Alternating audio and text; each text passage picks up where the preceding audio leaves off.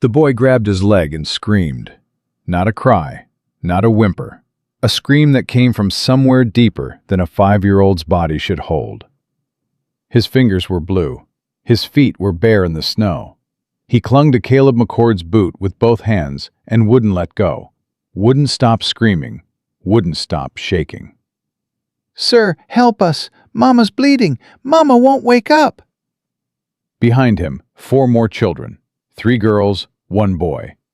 The youngest had stopped moving. Caleb McCord hadn't spoken to another human being in 7 weeks.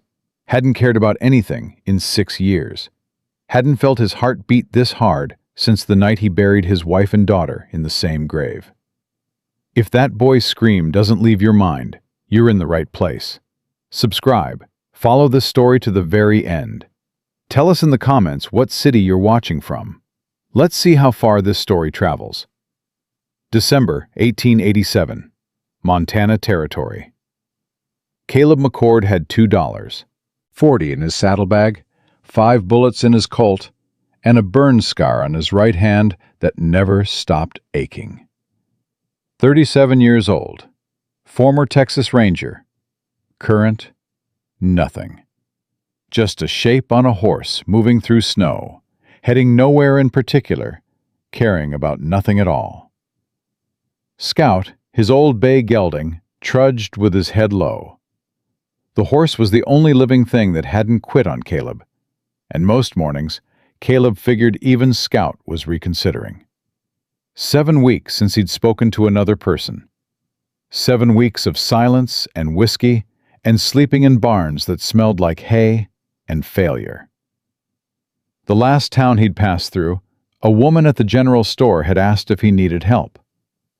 He'd looked through her like she was made of glass and kept walking. That was Caleb McCord now. A ghost in a coat. A man who'd stopped being a man the night he rode home and found his house in ashes. 6 years ago. Annie and little Beth, his wife and his 4-year-old daughter, gone because a gang he'd been tracking burned his homestead for revenge while he was 3 counties away doing his job. He'd dug through the ruins with his bare hands, found them, found what was left of them. The heat of the embers seared his right palm, melted skin to bone.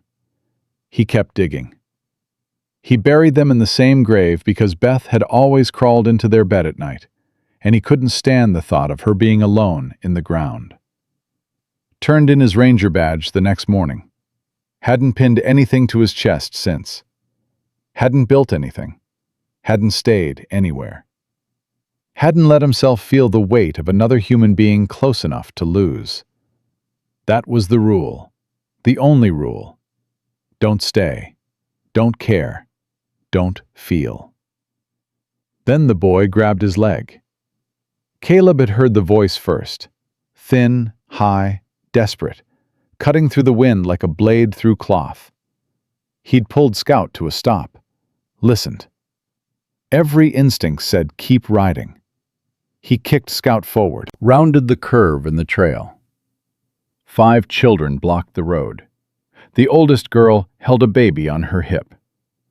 13 years old, coat too thin, face white, arms shaking from the weight. The baby wasn't moving.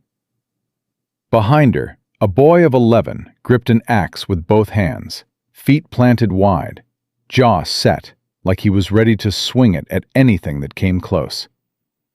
A girl of 8 clutched a brown and white dog against her chest. The dog was barking sharp, frantic, desperate. And in front of them all, the smallest boy. 5 years old, barefoot in the snow, shaking so hard his bones rattled. He lunged at Caleb's horse before Caleb could react, grabbed the boot in the stirrup, locked both hands around Caleb's leg, and screamed. "Sir, help us! Mama's bleeding! Mama won't wake up! Please, sir, please!" Scout spooked. Caleb grabbed the reins, steadied the animal, tried to pull his leg free. The boy held on, fingers like iron clamps, frozen iron clamps. Kid, let go. No, you gotta help. You gotta. I can't help you. I'm just passing through. Let go of my leg. The boy looked up, brown eyes, too big for his face, filled with something that punched Caleb in the chest so hard he lost his breath. Mama's on the floor, the boy whispered. There's blood on her head. Lucy tried to fix it, but Mama won't open her eyes. And Rosie stopped crying. And I'm cold, and I'm scared, and you're the only person on this road. Caleb's jaw locked. He pulled the reins left, turned Scout around, started to ride away. He got 4 steps before the 13-year-old spoke. Mister? Her voice was steady, too steady for a child her age, the steadiness of someone who'd learned to swallow panic because there was nobody else to be calm. My name's Lucy Calloway. That's my brother Sam on your leg. Our mama fell this morning, hit her head on the stove. She's been unconscious for 2 hours. Our baby sister Rosie stopped crying 40 minutes ago, and I don't know if she's alive or dead because I can't feel her breathing through my coat. Caleb stopped Scout. I ain't asking for charity, Lucy said. I've been taking care of this family since my papa died 2 winters back. I can handle most things, but I can't carry a baby who might be dying and drag 4 children through a snowstorm and stop my mama's bleeding all at the same time. Her voice cracked on the last word, just barely. She caught it, shoved it back down, stood straight. Our ranch is a 1/4 mile up that hill. If you won't help, say so and ride on. We'll manage. We always manage. But if you got any decency left in whatever's eating you up inside, you'll get off that horse and carry my sister before it's too late. The 11-year-old boy raised his axe. Lucy, we don't need him. I can handle it. Jack, your hands are shaking so bad you can't hold that axe straight. Shut your mouth. I can handle it. You're 11. You haven't slept in 2 days. You can't handle everything just because Papa told you to watch over us. Papa didn't mean for you to kill yourself trying. Jack's face crumbled, just for a second. Then he rebuilt it, brick by brick, the way boys do when they're too young for the weight they're carrying, but too proud to set it down. The 8-year-old girl stepped forward. She had the kind of face that smiled even when things were falling apart. Freckles across her nose. The dog squirmed in her arms. Mister, my name's Clara. This here's Pepper. Are you a good person? Caleb stared at her. No. That ain't true. Mama says you can tell by looking at someone's eyes. Your eyes look like they've been crying for a real long time, even if your face forgot how. That means you got a heart in there somewhere. You're just keeping it locked up. Something twisted inside Caleb's chest. He looked at this girl. At all of them. At Sam still gripping his leg with blue fingers. At Jack holding an axe he could barely lift. At Lucy with a baby who might be dead on her hip. He thought about riding away. He could do it. Had done it 100 times before. Rode past burning barns, past women screaming, past children crying. Not his problem. Not his fight. He turned Scout around again, got 2 more steps. Mister? Sam's voice, small, broken. Mister, please. I'll do anything. I'll give you my papa's knife. It's the only thing I got left of him, but you can have it. Just help my mama, please. Caleb stopped. A 5-year-old boy offering his dead father's knife. The only thing he had left. Offering it to a stranger who was riding away. Caleb's hand found the burn scar in his palm, pressed hard. Felt the ridges of melted skin, the map of everything he'd lost. Beth had been 4 when she died, 1 year younger than this boy. She used to grab his leg exactly like this when he came home from rangering. Used to hold on and say, "Papa, don't leave again. Stay with me." He'd always left. Always had a job, a mission, a badge that mattered more than staying. And then she was gone. And staying was all he'd wanted since. "Where's this ranch?" Caleb heard his voice say. Lucy's shoulders dropped. 1 inch. That's all. 1 inch of relief from a girl who'd been holding herself upright through sheer will for 2 hours. "Up the hill. 10 minutes. "The baby. How long since she moved?" "I don't know. 40 minutes? Maybe more?" Caleb dismounted fast, took 3 steps to Lucy. "Give her to me." Lucy hesitated. Her arms tightened around the bundle. Protective.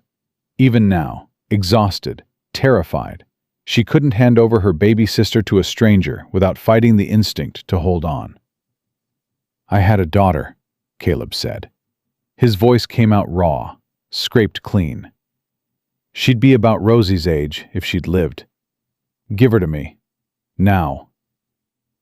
Lucy searched his face. Whatever she saw there, it was enough. She handed Rosie over. The baby was light, wrong light, cold through the thin nightgown. Caleb pressed his ear to the tiny chest. Heartbeat. Faint, slow, but there. She was breathing. Shallow. Too shallow, but breathing. "She's alive," Caleb said. Lucy made a sound, half gasp, half prayer. Caleb wrapped Rosie inside his coat, pressed her against his chest, against his heartbeat. Skin-to-skin warmth. The only thing that would save a toddler this cold. "Move," he said. "All of you, now. Run if you can." They ran. Jack led Scout. His free hand never let go of the axe. Clara carried Pepper, talking to the dog the whole way. "It's okay, Pepper. The cowboy man is helping. I told you God sends people when you need them." Lucy took Sam's hand. The boy's feet were too frozen to run, so Lucy half carried, half dragged him. Sam didn't complain, didn't make a sound, just moved. They crested the hill. The ranch looked like it was dying. Fence posts snapped and leaning. Barn door hanging crooked. 2 cows standing in the open, ribs showing through dull coats. No smoke from the cabin chimney. The fire had gone out. But the front porch was swept clean. A tin can with dead flowers sat on the railing, frozen solid. Someone had tried. Someone had been fighting hard to keep this place breathing, long after it should have stopped. "Mama's inside," Lucy said. "Kitchen floor." Caleb went through the door fast. The cabin was freezing. Colder inside than out, because the stove had died and the walls held the cold like a coffin. Sarah Calloway lay on the floor beside the wood stove. Red-brown hair loose around her face. A deep gash on her forehead where she'd struck the stove's iron edge. Blood had pooled dark on the wooden floor beneath her head. Her skin was gray-white. Her lips were blue. Her hands were curled at her sides, scarred, calloused. The hands of a woman who'd been doing the work of 3 people for 2 years, with nobody helping and nobody caring. But she was breathing. Shallow, uneven, but breathing. Caleb handed Rosie to Lucy. "Skin to skin. Open your shirt. Put her against your chest. Cover both of you with every blanket in this house. Jack, get your brother and sister on that bed. All of you together. Body heat. Now." Jack didn't move. Stood in the doorway, axe raised, eyes burning. "You ain't giving orders in my house. This is my family. My papa left me in charge. Your papa left you in charge of keeping them alive. Right now, I'm the best chance you got at that. You want to fight me about it? Or you want to save your mama?" Jack's jaw worked. His eyes were wet. He was 11 years old, and he was falling apart, and he knew it, and he hated it, and there was nothing in the world he could do about it except stand there with his dead father's axe and pretend he wasn't scared. "Jack," Lucy's voice from the bed, gentle now. Papa would want us to let him help.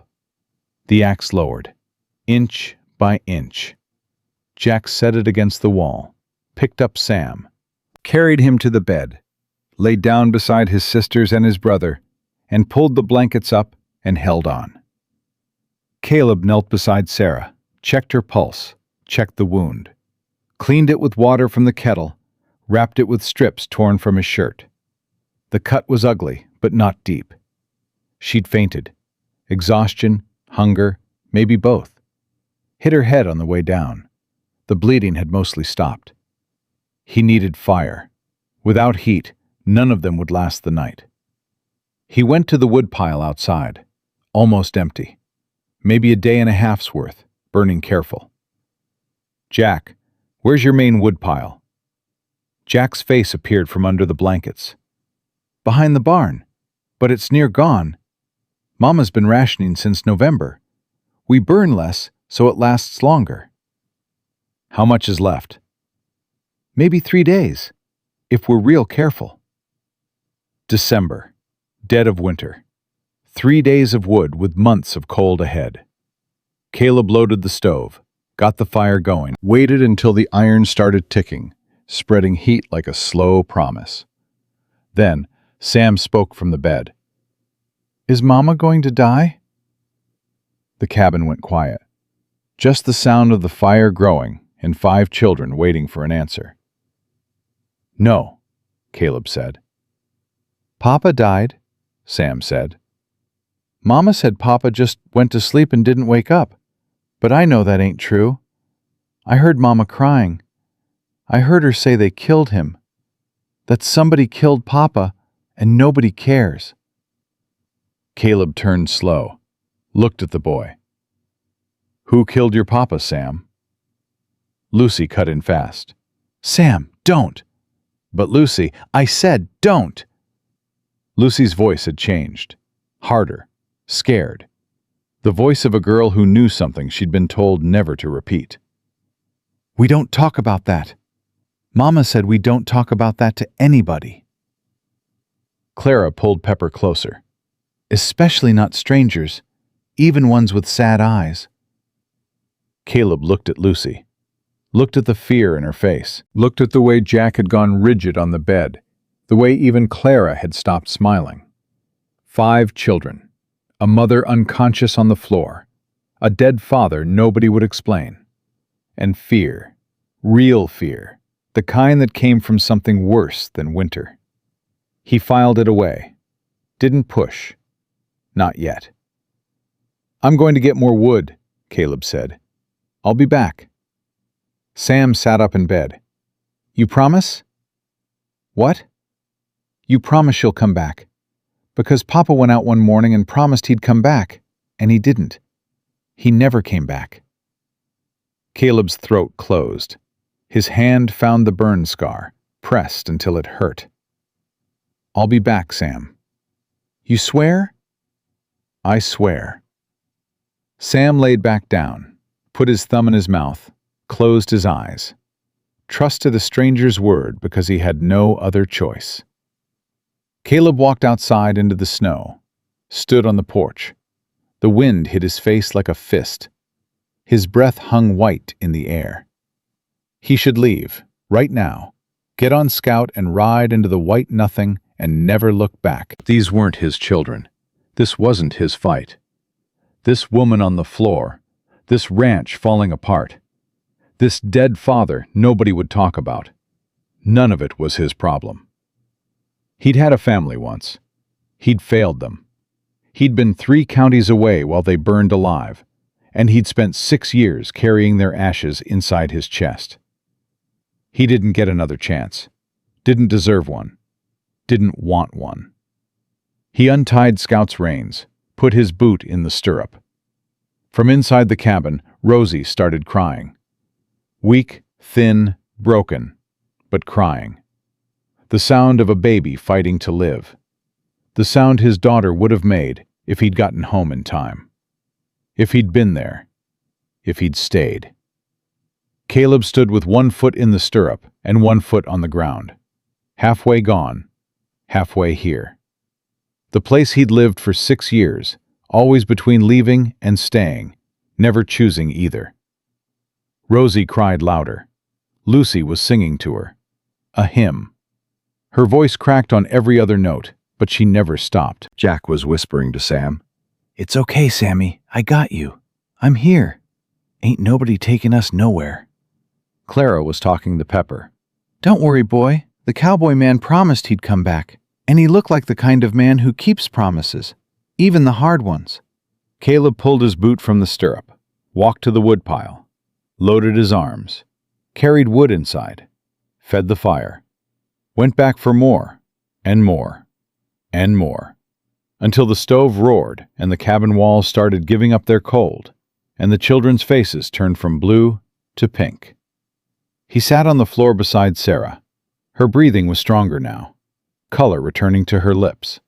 She'd wake soon, and when she did, she'd find a stranger in her house, and she'd fight him like a cornered animal, because that's what women learned to do when the world gave them nothing but reasons to fight. Sam climbed out of bed again, walked to Caleb, climbed into his lap without asking, put his head against Caleb's chest, right over his heart, and closed his eyes. Caleb's body went rigid, every muscle locked, because the weight of this boy, the smell of his hair, the way his small fingers curled into the fabric of his shirt, it was Beth. It was exactly Beth. The same weight, the same warmth, the same absolute trust that only a child can give. His hand hovered over Sam's back, shaking, not from cold. Don't let him in. Don't feel this. Don't care. You'll lose him too. You lose everything you care about. That's what you do. That's who you are. Sam shifted closer, mumbled something into Caleb's chest. Caleb leaned down to hear. "Thank you for coming back," Sam whispered. Caleb's hand came down on the boy's back, held him, held on tight. Felt something inside his chest break open like ice cracking on a river in March. Painful, terrifying, unstoppable. He looked at the fire, at Sarah breathing on the floor, at 5 children huddled together on a bed in a cabin that was falling apart, around a family that was falling apart. 3 days of wood, dead of winter. A mother who might not wake up right. A father who died, and nobody would say how. 5 children with no one left to call. And Caleb McCord, who hadn't cared about anything in 6 years, sitting on a cold floor with a stranger's child in his arms, feeling his dead heart start beating again, and wishing to God it would stop. Because he knew what came next. He knew the cost of caring. He knew how this ended. But Sam was breathing against his chest, and Rosie was crying in Lucy's arms, and Jack was sharpening his dead father's knife in the dark, pretending the tears on his face didn't exist. And somewhere outside, the snow kept falling, covering everything, burying the road out, sealing them in. Caleb wasn't going anywhere tonight. He told himself that was the reason. The snow. Just the snow. But his hand stayed on Sam's back, and his heart kept beating, and the fire kept burning. And for the first time in 6 years, Caleb McCord was afraid. Not of dying. He'd made peace with dying a long time ago. Afraid of living. Afraid of what it would cost him to care about these people. Afraid of what it would cost him to leave. Sarah Calloway opened her eyes at 3 a.m., and the first thing she saw was a stranger holding her son. She moved fast, faster than a woman with a head wound should move, grabbed the iron poker from beside the stove, swung her legs off the floor, and had the poker raised before Caleb could speak. "Get your hands off my boy!" Her voice was raw, hoarse, but underneath it ran something sharp enough to cut steel. She was on her feet now, swaying, blood soaking through the bandage on her forehead. One hand braced against the wall, the other holding that poker like she'd kill with it and not lose a minute of sleep. Sam woke up in Caleb's arms. Mama! Sam, come here, right now. But Mama, he helped us. He carried Rosie. He made the fire. Samuel Calloway, you come to me this instant. Sam looked at Caleb, looked at his mother, slid off Caleb's lap, and ran to her. Sarah caught him with her free arm, pulled him behind her, never lowered the poker, never took her eyes off Caleb. "Who are you?" she said. "What are you doing in my house?" Caleb stood slow, kept his hands visible. "Name's Caleb McCord. Your children found me on the road. You were unconscious on the floor, cut on your head. Your baby was hypothermic. I brought them back, started the fire, cleaned your wound. I didn't ask for your help. You were bleeding on the floor. Your daughter was dying." Sarah flinched, just barely. Her eyes darted to the bedroom door, where Lucy was sitting up in bed, Rosie against her chest. The baby was pink now, breathing steady, alive. Sarah looked at Rosie, looked at the color in her cheeks. Something flickered across her face, higher, so enormous she couldn't hide it, couldn't control it, couldn't stop her chin from trembling for one raw second. Then she rebuilt the wall, brick by brick, right in front of Caleb's eyes. "You need to leave," she said. "Thank you for what you did. But you need to leave, now. It's 3 a.m. There's a blizzard building outside. I don't care if the sky's falling. I don't know you. I don't let strangers sleep in my house with my children." "Mama," Lucy's voice from the bedroom. "He saved Rosie." "I heard you, Lucy." "Rosie wasn't breathing right.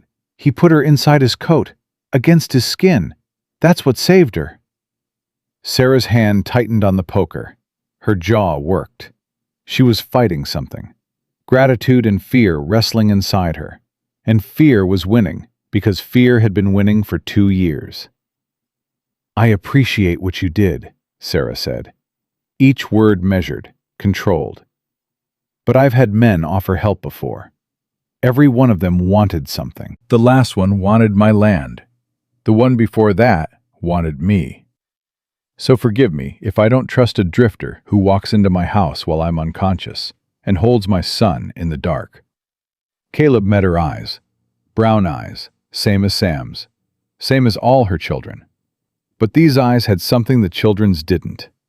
A hardness built from 2 years of being alone, being lied to, being threatened, being told she wasn't enough.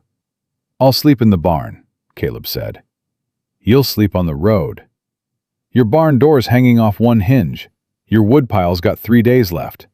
Your fences are down and your cattle are starving. You got 5 children, a head wound, and a blizzard coming. You want me gone? I'll be gone at first light. But right now, at 3 a.m, in the middle of December, you need somebody between your family and that cold, even if you hate it. Don't tell me what I need. I'm telling you what I see. You don't see anything. You've been here 4 hours. You don't know the first thing about me, or my family, or what we've survived.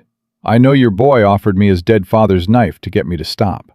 I know your 13-year-old hasn't slept in 2 days. I know your 8-year-old told me I had sad eyes, and she wasn't wrong. And I know your baby almost died tonight because you fell, and there was nobody here to catch you." Sarah's poker lowered, 1 inch. Then she caught herself, raised it again. "The barn," she said through her teeth, "not the house. And you're gone at dawn. At dawn. I mean it, Mr. McCord. First light, you ride out. We were fine before you came.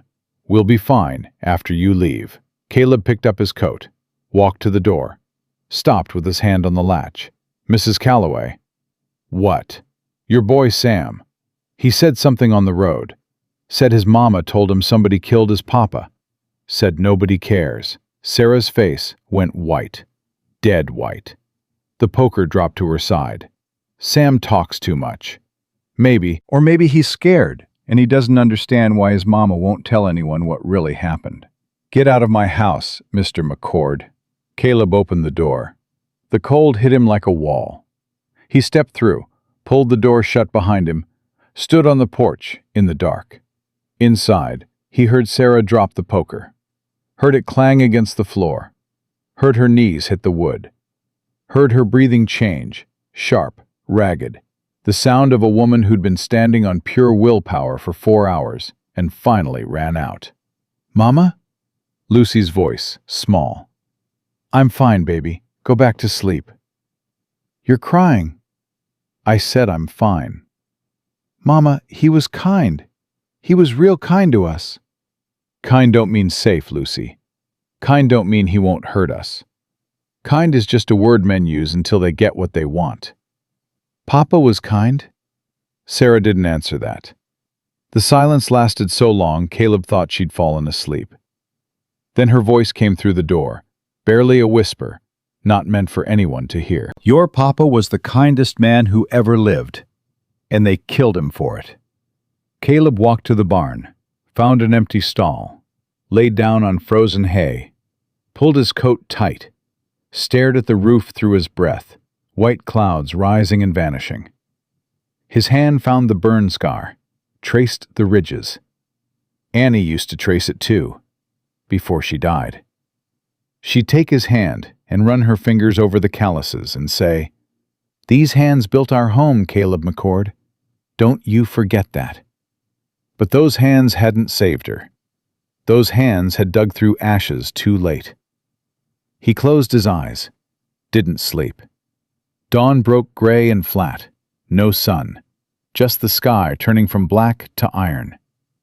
The snow had stopped, but the cold had deepened.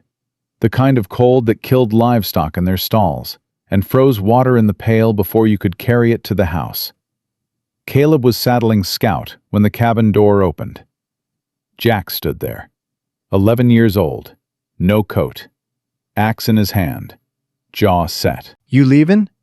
"Your mama told me to." "Good." Jack watched him tighten the cinch, watched with eyes that were trying hard to be angry, but kept sliding into something else. Something younger and more afraid. "We don't need you," Jack said. "Papa taught me everything. I can chop wood. I can fix fences. I can shoot Papa's rifle. I'm the man of this house." "I can see that." "So you can go." "I'm going." Caleb swung into the saddle, looked down at this boy. Scrawny arms, chapped hands, dark circles under his eyes. Holding an axe he could barely swing, and carrying a weight that would crush most grown men. "Your papa's knife," Caleb said. "Sam offered it to me on the road. Don't let him give it away. A boy needs something of his father's to hold on to." Jack's lip trembled. He bit it hard enough to draw blood. "Don't tell me how to raise my brother." "Wasn't telling, just saying." Caleb turned Scout toward the road, got to the gate. "Mr. McCord," he stopped. Didn't turn around. "The woodpile," Jack said. His voice was different now, smaller. "I've been trying to chop enough, but the axe is too heavy, and the trees are too far, and I can't leave the little ones alone long enough to haul a full load." "I know. Mama don't sleep anymore. She gets up at 4 and works until midnight, and she still can't keep up. The fence broke last month, and 3 cattle got out, and we never found them. The barn roof leaks, the well's freezing over. And there's a man in town, a judge. He keeps sending people to check on us. They write things down. Lucy says they're making a case to take us away." Caleb's hands tightened on the reins. "Last week," Jack continued, his voice cracking, "a deputy came. Big man, mean face. He told Mama she had until after Christmas to sell the land, or he'd come back with papers from the court. Said a woman alone with 5 children in winter was a danger to them. Said the judge would place us with proper families." Jack's axe lowered to the ground. His shoulders dropped. 11 years old, and the fight was going out of him, right there in the doorway. draining away like water through a cracked bucket. I told Mama I could handle it. Told her I'd work harder. Told her we'd be fine. His voice broke clean in half. But we ain't fine. And I can't handle it. And Papa's dead, and nobody will tell me why. And Mama cries every night when she thinks we're sleeping, and I don't know what to do anymore. The boy wasn't crying, was past crying, was in that place beyond tears where children go when they've been strong too long, and the strength just stops. Caleb sat on his horse at the gate of a failing ranch in the Montana winter, $2.40 in his pocket, 5 bullets in his gun, a burn scar on his hand, and 6 years of running at his back. He should ride. This wasn't his family. This wasn't his fight. He'd had a family. He'd lost them. He'd sworn he'd never carry that weight again. But Jack was standing in the doorway with his dead father's axe and his dead father's responsibilities, and eyes that looked exactly like Caleb's eyes had looked the morning after the fire. The morning he'd realized nobody was coming to help. The morning he'd learned what alone really meant. Caleb dismounted, tied Scout back to the fence. "What are you doing?" Jack's voice caught. "Where's the axe head loose?" "What?" "Your axe. The head's wobbling. I can see it from here. Where's the wedge?" "I don't... Papa kept tools in the barn." "Show me." "But Mama said..." "Your mama said I leave at dawn. It's past dawn. I'm still here. She can yell at me herself when she's up." Jack stared at him. "Why? Why would you stay? You don't know us." Caleb pulled the axe from Jack's hand, tested the weight, felt the loose head shift on the handle. "Because somebody told me once that a man's worth is measured by what he does when nobody's watching and nothing's in it for him." I didn't believe it for a long time. Maybe I still don't. But your wood pile's empty, and your mama's hurt. And I know how to swing an axe. He walked toward the tree line. Jack followed. 2 steps behind, then beside, then matching Caleb's stride, step for step. "I can show you where Papa used to cut," Jack said. "The good woods past the creek. Dry pine. Burns hot and slow." "Lead the way." They walked through snow up to their knees. The cold was brutal, the kind that found every gap in your clothing and settled into your bones like it meant to stay. Jack led Caleb to a stand of dead pines, good wood, seasoned from standing dead through the fall. Caleb swung the axe. The first stroke rang through the frozen air like a bell. The tree shuddered. Chips flew. He swung again, and again. His body remembered the rhythm. 6 years of drifting hadn't taken that. Some things lived in your muscles, deeper than grief could reach. Jack watched. Studied the way Caleb planted his feet, the angle of the swing, the follow-through. "Papa swung like that," Jack said quietly. "Same way. Feet apart, back straight. He said the axe does the work if you let it." "Your papa was right." "He was right about most things." Jack kicked at the snow. "He was right about the land, too. About why that judge wants it. About the timber up on the ridge." Caleb paused mid-swing. "What timber?" "Papa's land sits below the richest old-growth forest in the territory. Briggs Timber Company been trying to buy it for years. Papa always said no. Said those trees were here before us, and they'd be here after us if we let them be." "Briggs Timber. That connected to the judge?" Jack nodded. "Judge Harlan Briggs. Same man. Owns the timber company, sits on the bench, controls the sheriff. Papa used to say Briggs runs this whole valley like his personal kingdom. And your papa died 2 winters back. Went out to haul timber in a storm." "That's what they said. Said his horse threw him, and he froze before anyone found him." Jack's voice went flat, clinical. The way children sound when they're repeating a story they don't believe. "They found his body 3 days later, when the snow melted some. His horse was home in the barn, not a scratch on it. Caleb set the axe down. A horse throws a man in the storm. The horse don't walk home calm and unhurt. That's what Mama said. Said something didn't add up. She went to the sheriff. Sheriff said it was an accident. She went to the doctor. Doctor said exposure. She went to the judge. Jack laughed, but there was nothing funny in it. She went to the man who wanted our land and asked him to investigate her husband's death. What did Briggs do? Told the whole town Mama was hysterical. Grieving widow, unstable, making wild accusations. People stopped talking to us after that. Store stopped giving us credit. The church ladies stopped coming around. Even Mrs. Olson at the general store, she still sells to us, but she won't look Mama in the eye anymore. The pieces fell together in Caleb's mind. A man dead under suspicious circumstances. A judge who wanted the dead man's land. A widow being isolated, starved out, set up to fail.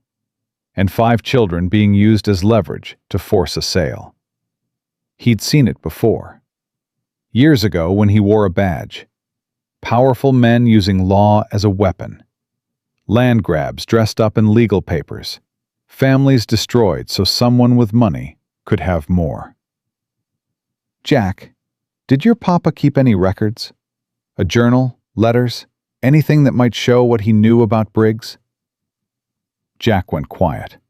His eyes darted sideways, then down. His hand went to his pocket, touched something there, pulled back. I can't talk about that. Mama said never talk about Papa's things. Not to anyone. Even someone who's helping? Especially someone who's helping. That's what Mama said. She said the last man who offered help went straight to Briggs and told him everything. Caleb nodded, picked up the axe, didn't push. The boy would talk when he was ready, or he wouldn't. Trust wasn't something you demanded. It was something you earned. Swing by swing, log by log, day by day. They worked for 2 hours. Caleb chopped, Jack hauled. They built a pile twice the size of what had been there before. Caleb showed Jack how to wedge the axe head tight, how to read the grain before swinging, how to let the weight of the steel do the work. Jack learned fast. His arms were thin but willing, and he listened with the desperate attention of a boy who'd been trying to learn from a dead man's memory. Papa used to take me out here every Saturday, Jack said, stacking logs on the sled. Before sunrise, we'd cut wood and he'd tell me stories about the mountains, about the war, about how he met Mama. How'd he meet her? Jack almost smiled. First time Caleb had seen anything close to a smile on that face. She threw a book at his head in the general store in Billings. He was blocking the shelf she wanted, and he wouldn't move. So she threw the book.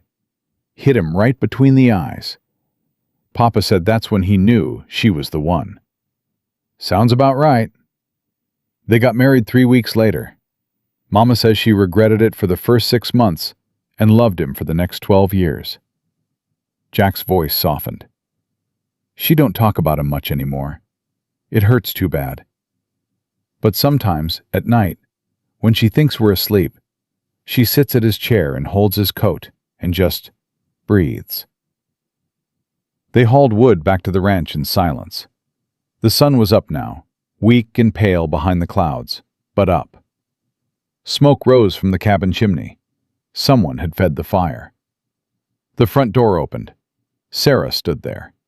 She'd changed clothes, washed the blood from her face. The bandage on her forehead was fresh. She'd redone it herself. She stood straight, rigid, one hand on the doorframe, the other behind her back. Her face was a mask, controlled, cold, giving nothing. I told you to leave at dawn. I heard you. It's past dawn. I noticed. Then why are you still here, Mr. McCord? Caleb dropped an armload of wood on the porch. Because your son showed me where the good pine is, and your woodpile needed filling. I didn't ask you to fill it." "No, ma'am, you didn't." Sarah looked at the wood, at the pile growing beside the porch, at her son standing next to this stranger, flushed from work, looking more alive than he'd looked in months. "Jack, go inside." "But Mama!" "Inside, now." Jack went, but he stopped at the door, looked back at Caleb with something in his eyes that hadn't been there yesterday. Something that looked a lot like the first fragile thread of trust. Sarah stepped off the porch, walked to Caleb, Stood close enough that he could see the pulse jumping in her throat, the dark circles under her eyes, the way her hands trembled at her sides, even though her voice didn't.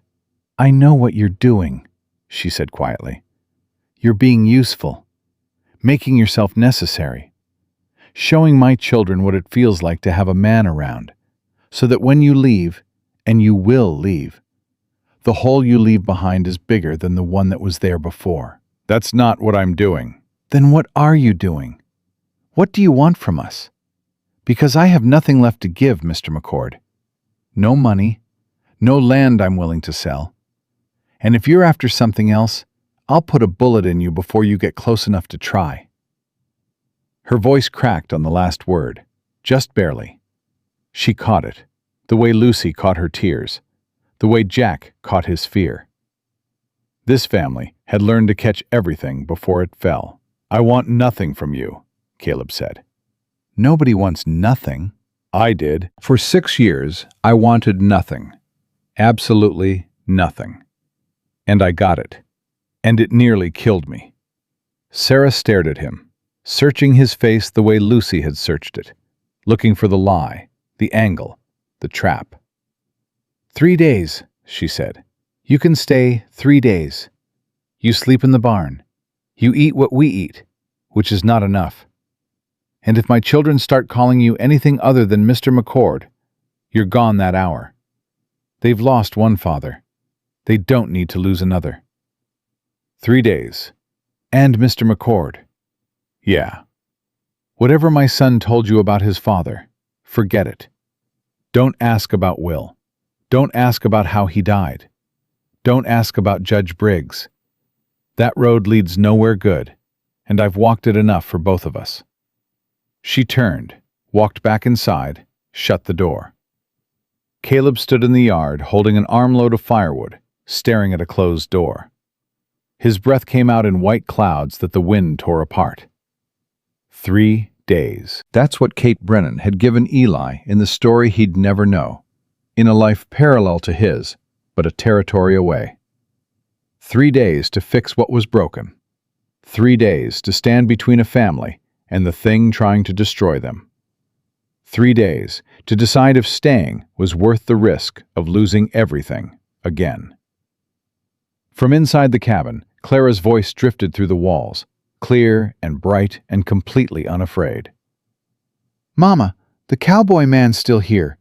I told you he had kind eyes. Pepper likes him too, and Pepper don't like nobody. Sarah's voice, tired but with the faintest edge of something that might have been warmth buried deep under 2 years of ice. "Clara Marie Calloway, eat your breakfast and stop talking about that man's eyes." "They're real nice eyes, Mama." "Clara." "Just saying." Caleb stacked the wood on the porch, went back for more, worked until his hands bled through his gloves and his shoulders burned and his mind went quiet the way it only did when his body was working hard enough to drown out the ghosts. 3 days. He'd fix the fence, stack the woodpile, rehang the barn door. Then he'd ride out, just like he always did. Except Sam was watching him through the window. Small face pressed against the glass, breath fogging a circle on the cold pane. One hand raised in a wave so small it barely existed. Caleb raised his hand back, and something inside his chest cracked wider.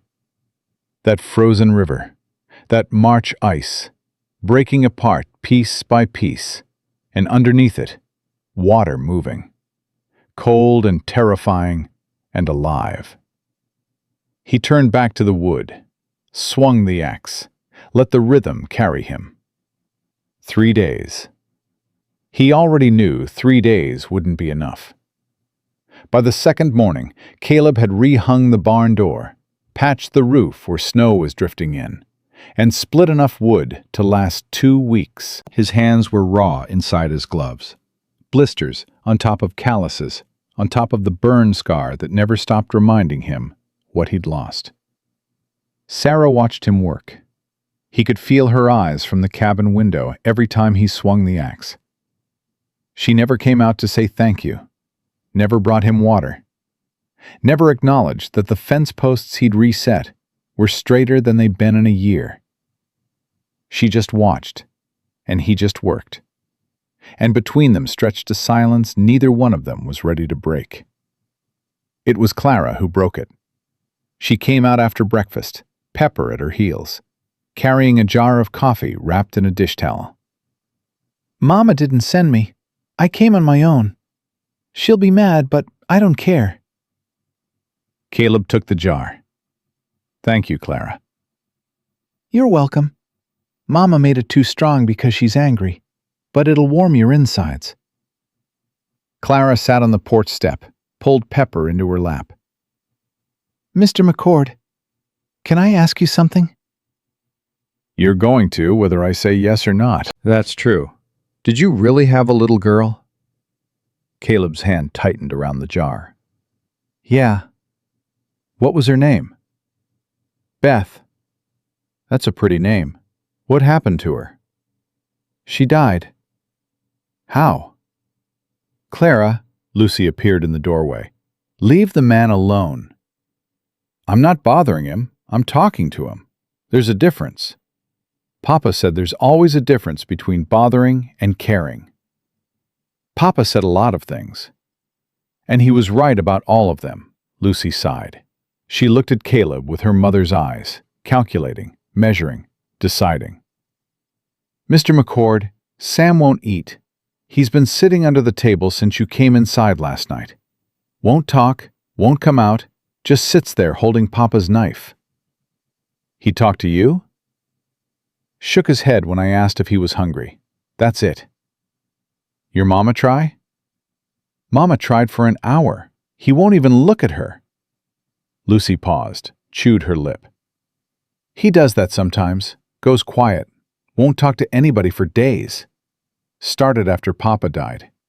Doc Shaw says it's grief, but Mama says it's more than that. Sam saw something the morning Papa left, something he won't tell us about. Caleb set down the coffee. What do you mean, saw something? Lucy glanced behind her into the cabin, lowered her voice. Sam was up before dawn that morning. Papa was getting ready to go out. Sam told me later that a man came to the house, before Papa left. A big man on a big horse. Sam watched through the window. Said the man and Papa argued. Said the man grabbed Papa's coat and shoved him. Did Sam say who the man was? He won't say. That's the thing. He described him, big, mean face, wore a star on his chest. But when Mama asked him to say the name, Sam shut down. Hasn't talked about it since. A star on his chest. Deputy. Caleb filed it. Let me try with Sam. Lucy hesitated. Mama won't like it. Your mama don't like much about me being here. One more thing won't hurt. He went inside. The cabin was warm now, the stove doing its job, heat pressing against the walls. Sarah stood at the kitchen counter, kneading bread dough. She didn't look up when he entered, didn't acknowledge him, just kept working the dough with hands that were strong and scarred and shaking slightly. Rosie sat on the floor near the stove, playing with a wooden spoon. She looked up at Caleb, smiled, reached her arms up. He walked past her, couldn't pick her up. Not yet. Not with Sarah watching. Not with the weight of Beth pressing against his chest every time a small child reached for him. He knelt beside the kitchen table. Sam was underneath, knees pulled to his chest, Will Calloway's knife clutched in both hands. His eyes were open, but vacant, staring at nothing. "Hey, Sam." Nothing. "I finished fixing the barn door. Thought you might want to see." Nothing. Caleb lay flat on the floor, scooted himself under the table until he was lying beside the boy, both of them staring up at the underside of the table. He could feel Sarah's eyes on them, could feel her tension, sharp as a wire pulled tight. "When my daughter died," Caleb said, quiet enough that only Sam could hear, "I stopped talking too. For 3 months. Didn't say a word to anybody. People thought I'd gone crazy. Maybe I had." Sam's fingers moved on the knife handle. Barely, but they moved. "I stopped talking because the words hurt too much. Every word I said reminded me she was gone. Like if I stayed quiet, maybe it wasn't real. Maybe she'd come back." Sam turned his head, just slightly. His eyes focused on Caleb's face. "She didn't come back," Caleb said. "And eventually, I had to start talking again. Not because the hurt went away. It never goes away. But because staying quiet was its own kind of dying." Sam's lip trembled. His fingers tightened on the knife. "You don't have to talk today," Caleb said. "Or tomorrow. You talk when you're ready. But I want you to know something, Sam. Whatever you saw that morning, whatever scared you into going quiet, it's not your fault. None of this is your fault." A tear rolled down Sam's cheek. He didn't wipe it, just let it fall. "And the man you saw," Caleb said, even quieter now. "The big man with the star. He can't hurt you. Not while I'm here." Sam's whole body went rigid. His breath caught. His eyes went wide with something that was pure terror, the kind of fear that lived in a child's bones and never came out. "You know who he is, don't you?" Caleb whispered. Sam nodded, one tiny nod. "Was it the deputy? Man named Marsh?" Sam's face crumpled. He dropped the knife, grabbed Caleb's shirt with both hands, buried his face against Caleb's chest, and cried. Not the loud crying of a child throwing a fit, the silent, shaking crying of a boy who'd been holding a secret for 2 years and couldn't hold it anymore. Caleb put his arm around him, held him, felt the boy's tears soak through his shirt. "He pushed Papa," Sam whispered into Caleb's chest, so quiet, so broken. "The big man pushed Papa and said if Papa didn't sell the land, something bad would happen. Papa said, 'Get off my property,' and the big man laughed. And then Papa left in the storm, and he never came back." Sarah's bread knife hit the counter. Caleb looked up. She was standing at the edge of the table, staring down at them. Her face was white. Her hands were shaking. "Sam," she whispered. "Baby, what did you say?" Sam pressed harder against Caleb. "I'm sorry, Mama. I'm sorry I didn't tell you. I was scared. He said if I told anybody, he'd come back. He said he'd take us all away." Sarah dropped to her knees, crawled under the table, pulled Sam from Caleb's arms into her own, held him so tight the boy gasped. "It's not your fault," Sarah said, rocking him. "Oh God, baby, it's not your fault. You were 3 years old. You were a baby. He was big, Mama. His face was mean. And he had a star. I know, baby. I know who he is." Sarah looked at Caleb over her son's head. Her eyes were burning. Not with tears, with rage. The kind of rage that had been buried under 2 years of exhaustion and fear and fighting alone. And now it was coming up, breaking through the surface like fire through ice.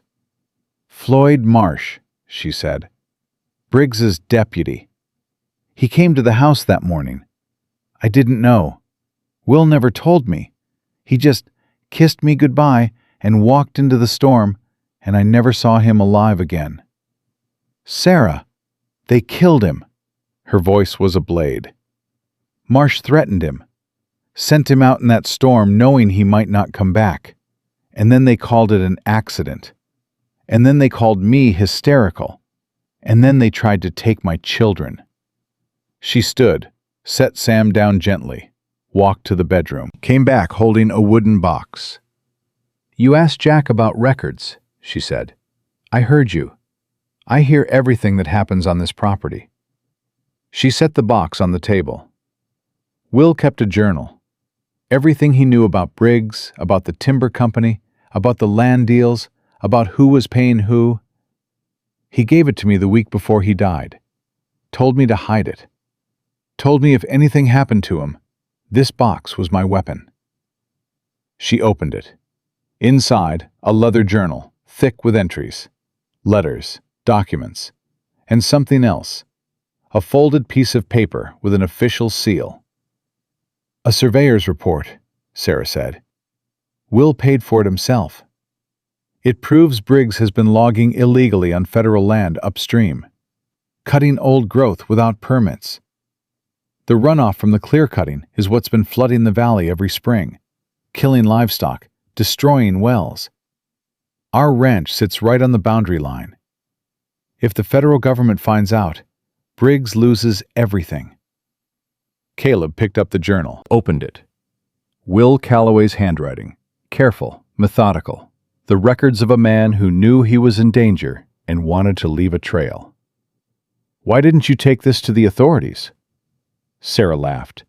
It was the bitterest sound Caleb had ever heard. "Who? The sheriff works for Briggs. The judge is Briggs.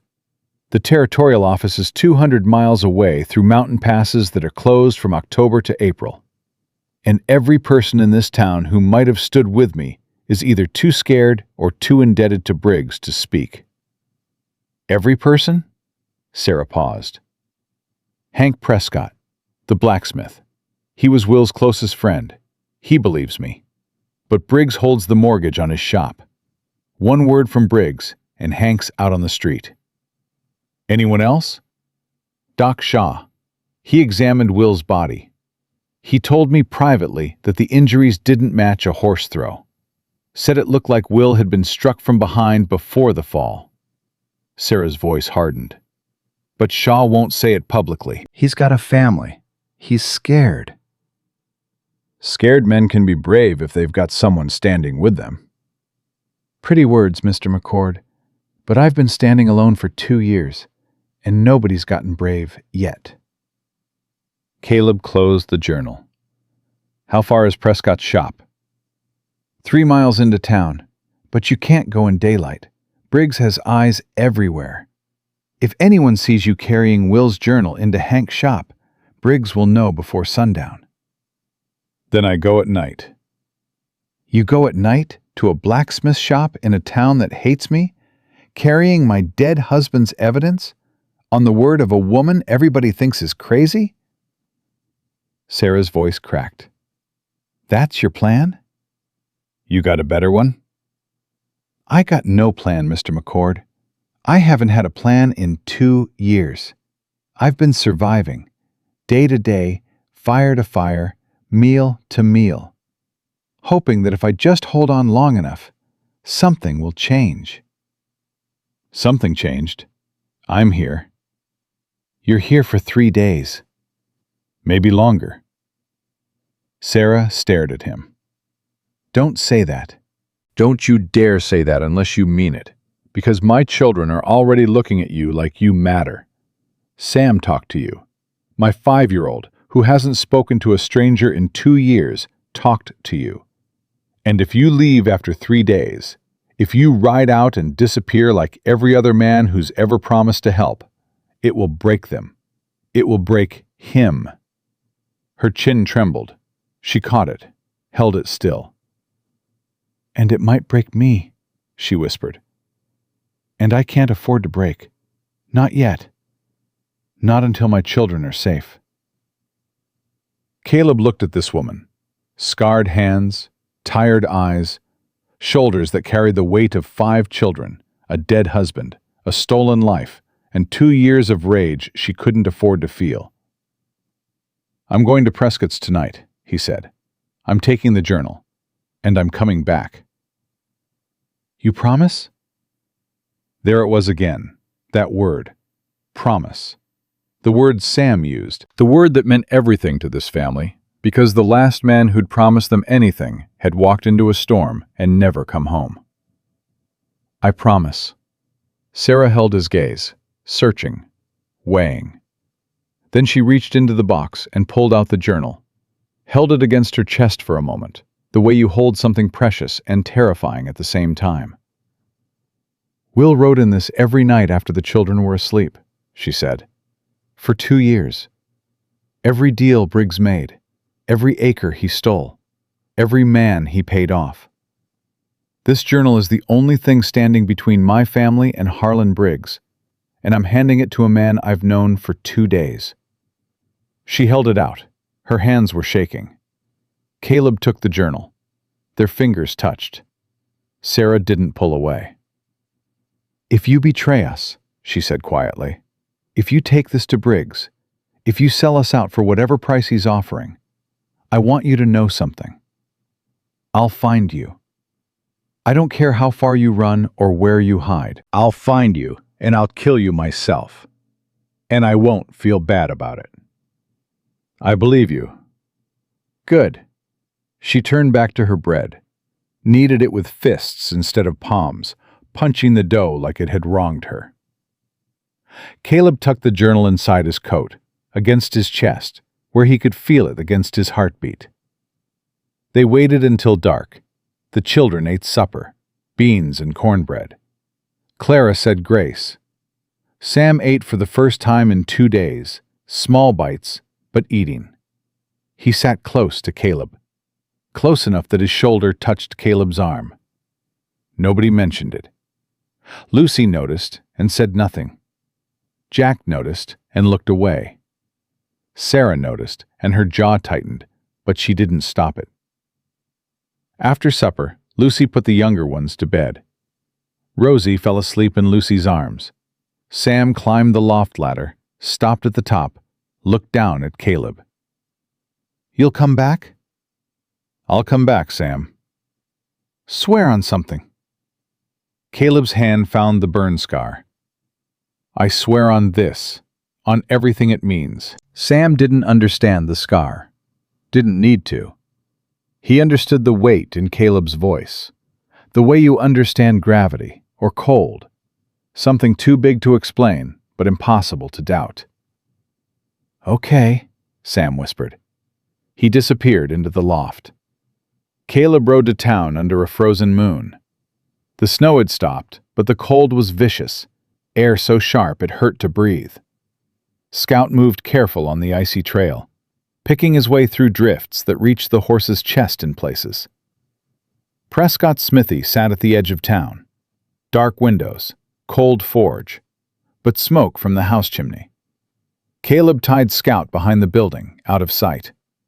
Knocked on the back door. The door opened to the barrel of a shotgun. "Who's there?" A voice like gravel, old but strong. "Name's McCord. Sarah Calloway sent me." The shotgun didn't move. "Sarah don't send people. Sarah don't trust people." "She trusts you. Said you were Will's best friend. Said you were the only person in this town who still believes her." Silence. The shotgun lowered an inch. "She really send you?" "I'm carrying Will's journal. She asked me to bring it." The door opened wide. Hank Prescott stood in the lamplight, 68 years old, arms thick as railroad ties, from 50 years at the forge. White beard, white hair, eyes that had seen enough lies to recognize truth on sight. "Get inside before someone sees you." Caleb stepped in. The house was small, warm, smelled of iron and tobacco. Hank set the shotgun against the wall, sank into a chair, rubbed his face. "Will's journal," he said. "Lord Almighty. I told that stubborn fool to bury it. Told him Briggs would kill for it." "Briggs might have killed for it already." Hank looked up sharp. "What do you mean?" Caleb told him everything. Sam's testimony, the deputy at the house before Will left. The threat. The storm.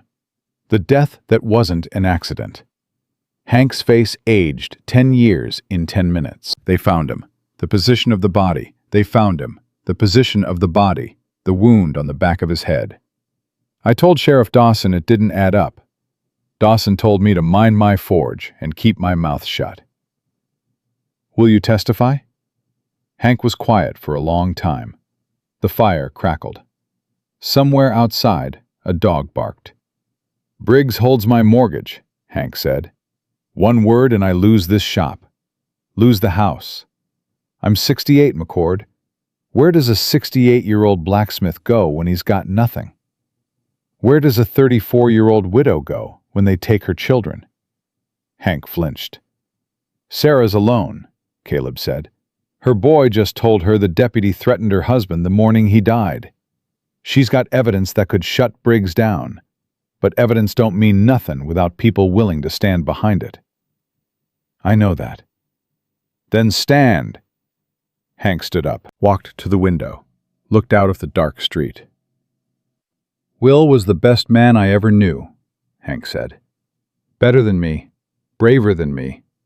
He stood up to Briggs when nobody else would, and they killed him for it. I've been carrying that guilt for 2 years, carrying it like a stone in my chest. He turned back to Caleb. His eyes were wet.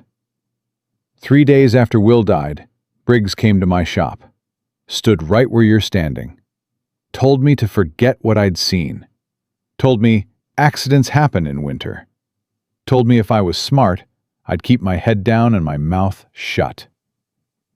And you did. God forgive me, I did. Hank's voice broke. I looked Sarah in the eye at Will's funeral, and I didn't say a word. Watched her stand there with 5 children and a broken heart, and I kept my mouth shut because I was scared. Are you still scared? Terrified. Good. Brave men are always terrified. Cowards don't feel anything. Hank wiped his eyes, straightened. What do you need from me? Keep a copy of the journal. If something happens to the original, the evidence survives. And when the time comes, stand up. Say what you know.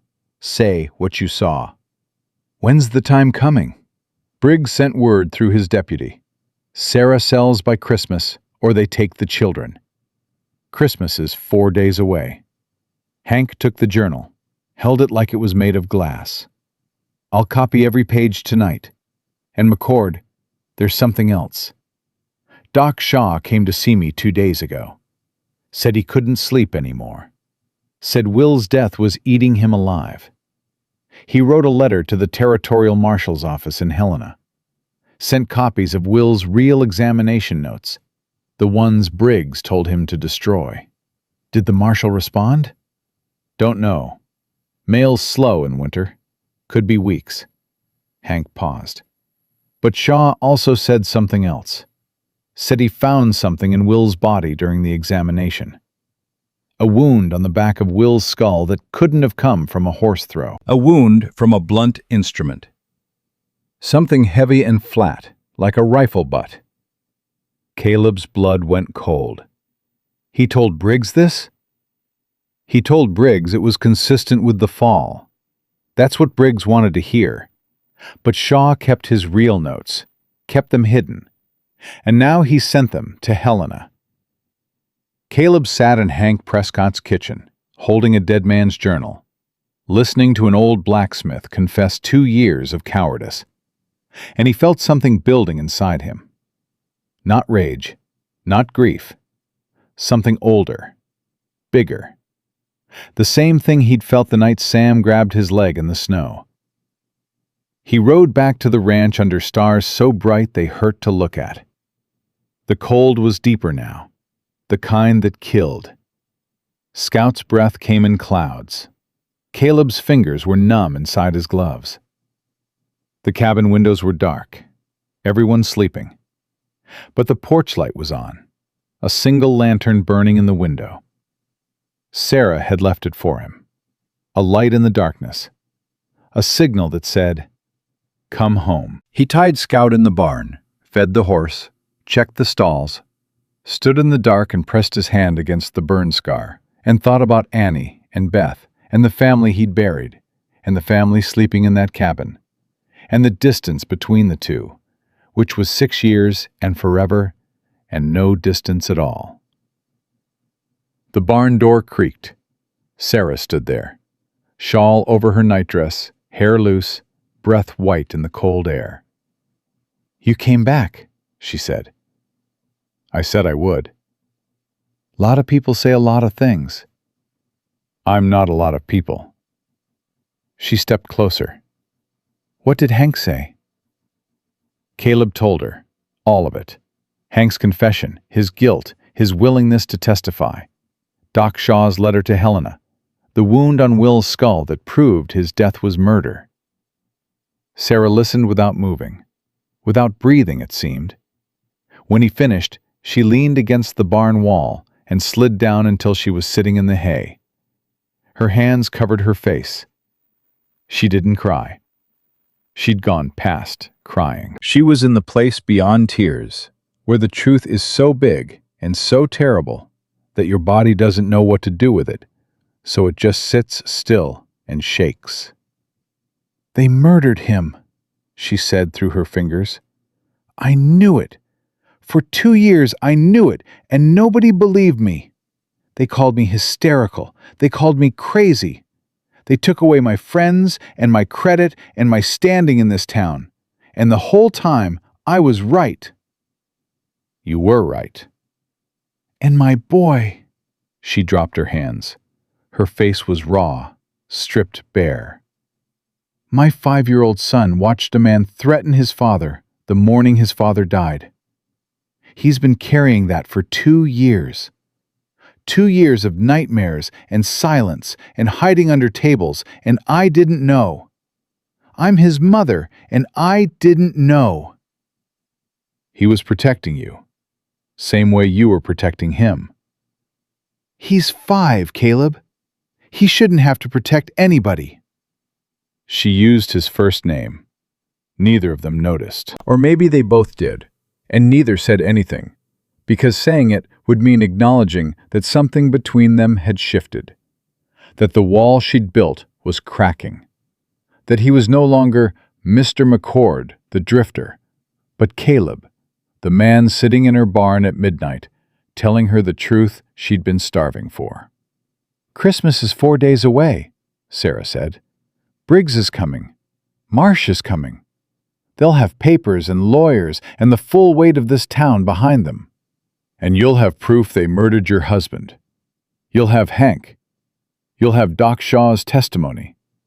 And you'll have me." "You," Sarah looked at him. "A drifter, with 5 bullets and a burn scar, against the most powerful man in Montana." "I've been worse odds."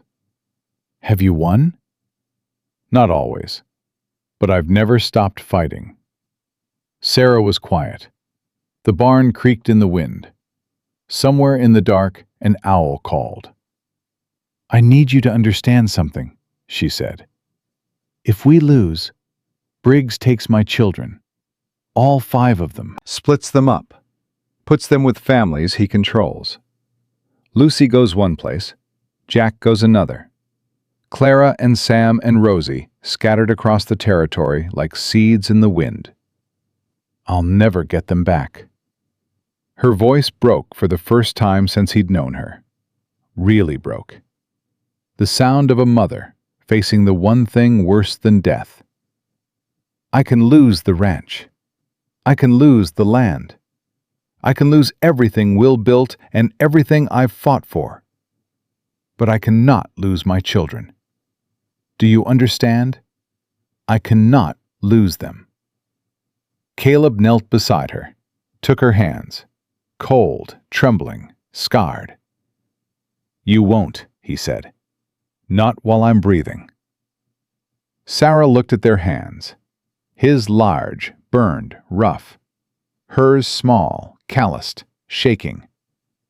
2 pairs of broken hands holding on to each other in a dark barn in the middle of winter. "I don't know how to trust you," she whispered. "I want to. God help me, I want to. But the last time I trusted someone, he walked into a storm and died. I'm not Will.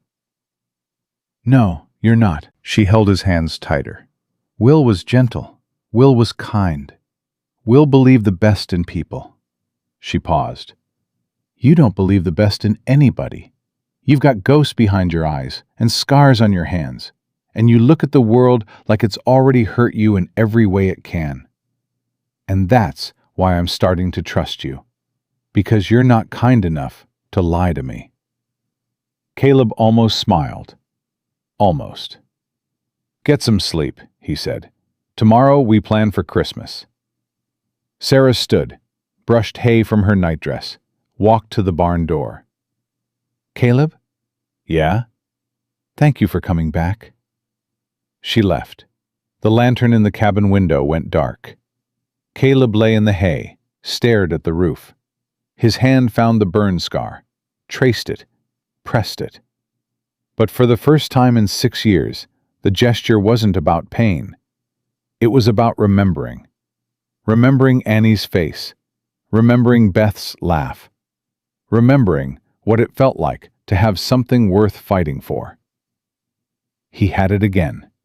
Right here. In this falling-apart ranch, with its falling-apart family, and its 4 days until everything either got saved or got destroyed. 4 days until Christmas. 4 days until Briggs came for Sarah's children. And Caleb McCord, who'd spent 6 years running from a burning house, was about to walk straight into another fire. This time, he wouldn't be late. They came on Christmas Eve. Caleb heard the horses before dawn. 4, maybe 5 riders moving fast up the frozen road. He was in the barn checking on Scout when the sound hit him.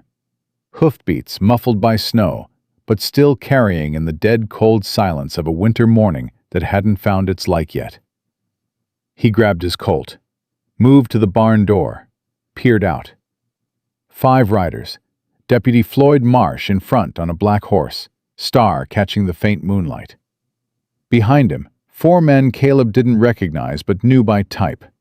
Hired muscle. The kind of men who did ugly work for money and didn't ask questions. Caleb crossed the yard fast, hit the cabin door with his fist twice.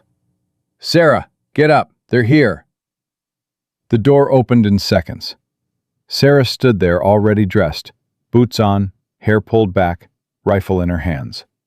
She hadn't been sleeping. Caleb could see it in her eyes. She'd been sitting up all night, waiting for exactly this. How many? 5, Marsh leading. The children. Wake them. Get them in the root cellar. No. Sarah's voice was iron. My children are not hiding under the floor of their own home on Christmas Eve.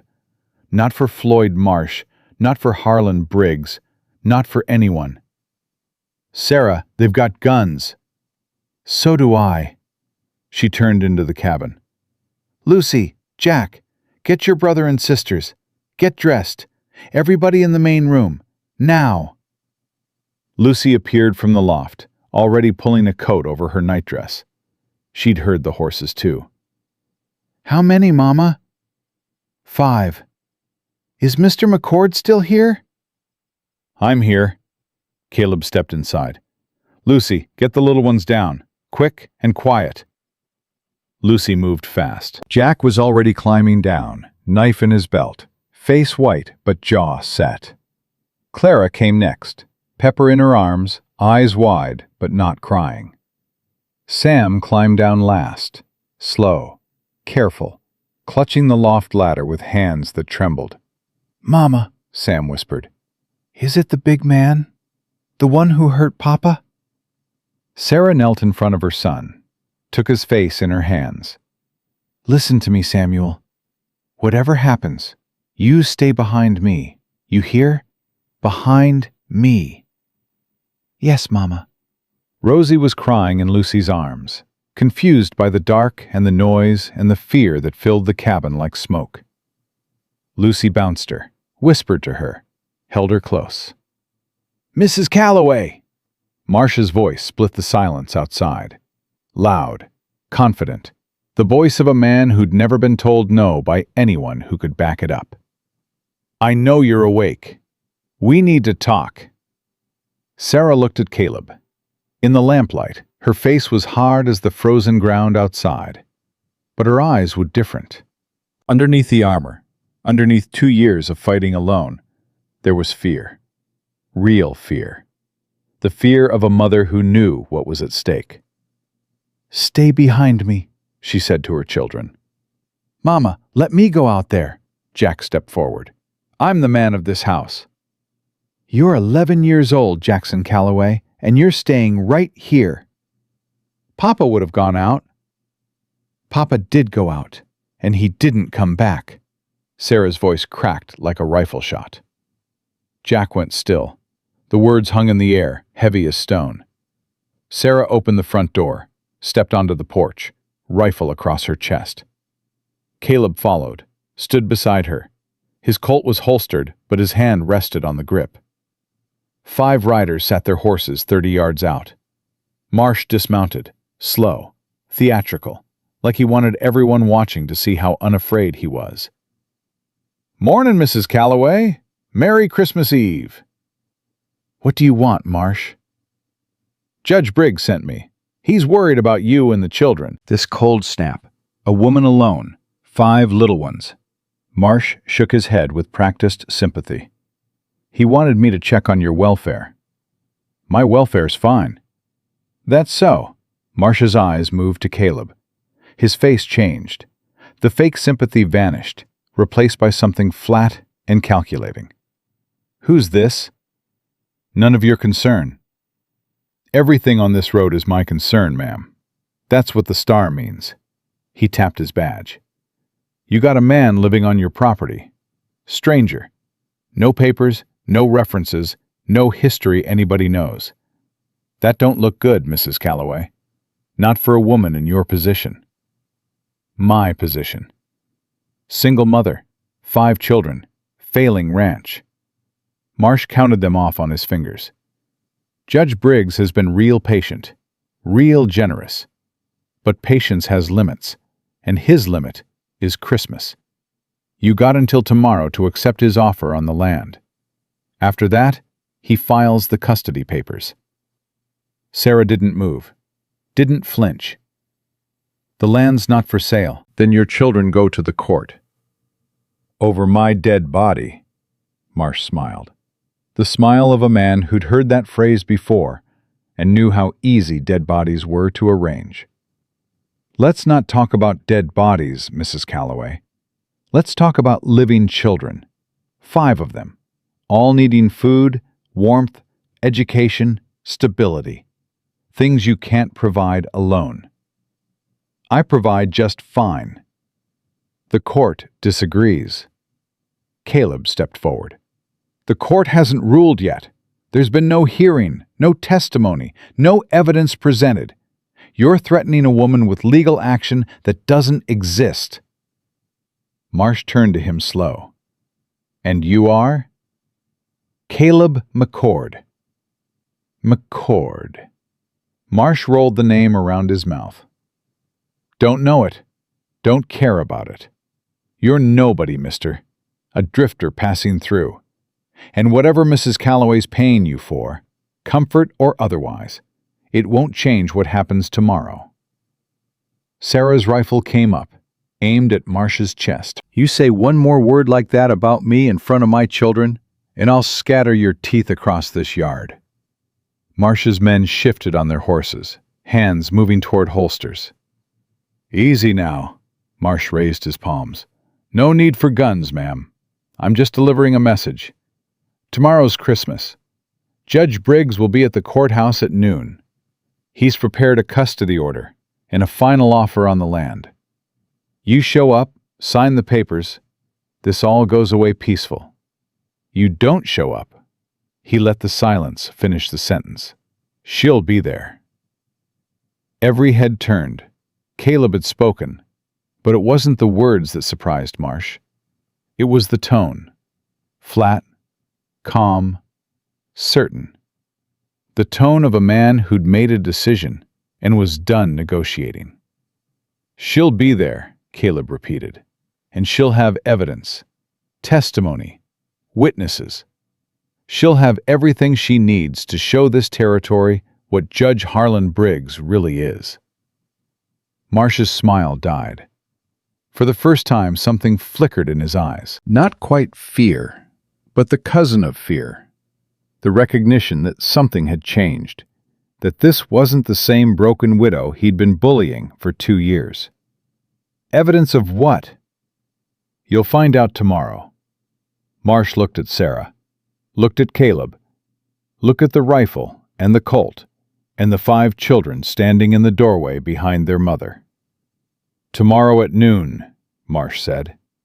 He mounted his horse, looked down at them from the saddle. "And McCord, if you're smart, you'll be gone by then. This territory has a way of swallowing strangers who stick their noses where they don't belong." "I'll keep that in mind." The riders turned, rode off into the gray dawn. Snow kicked up behind them and settled slow. Sarah lowered the rifle.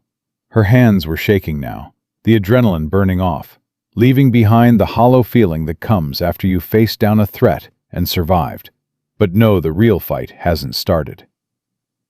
"Mama!" Clara's voice from the doorway, small but steady. Was that the bad man? The one who hurt Papa? Sarah turned to her daughter. Yes, baby, that was him. He's got mean eyes. I told you, I can always tell by the eyes. You were right, Clara. You were right. Sam hadn't moved from the doorway. He stood behind Jack, one hand gripping his brother's coat, staring at the road where Marsh had disappeared.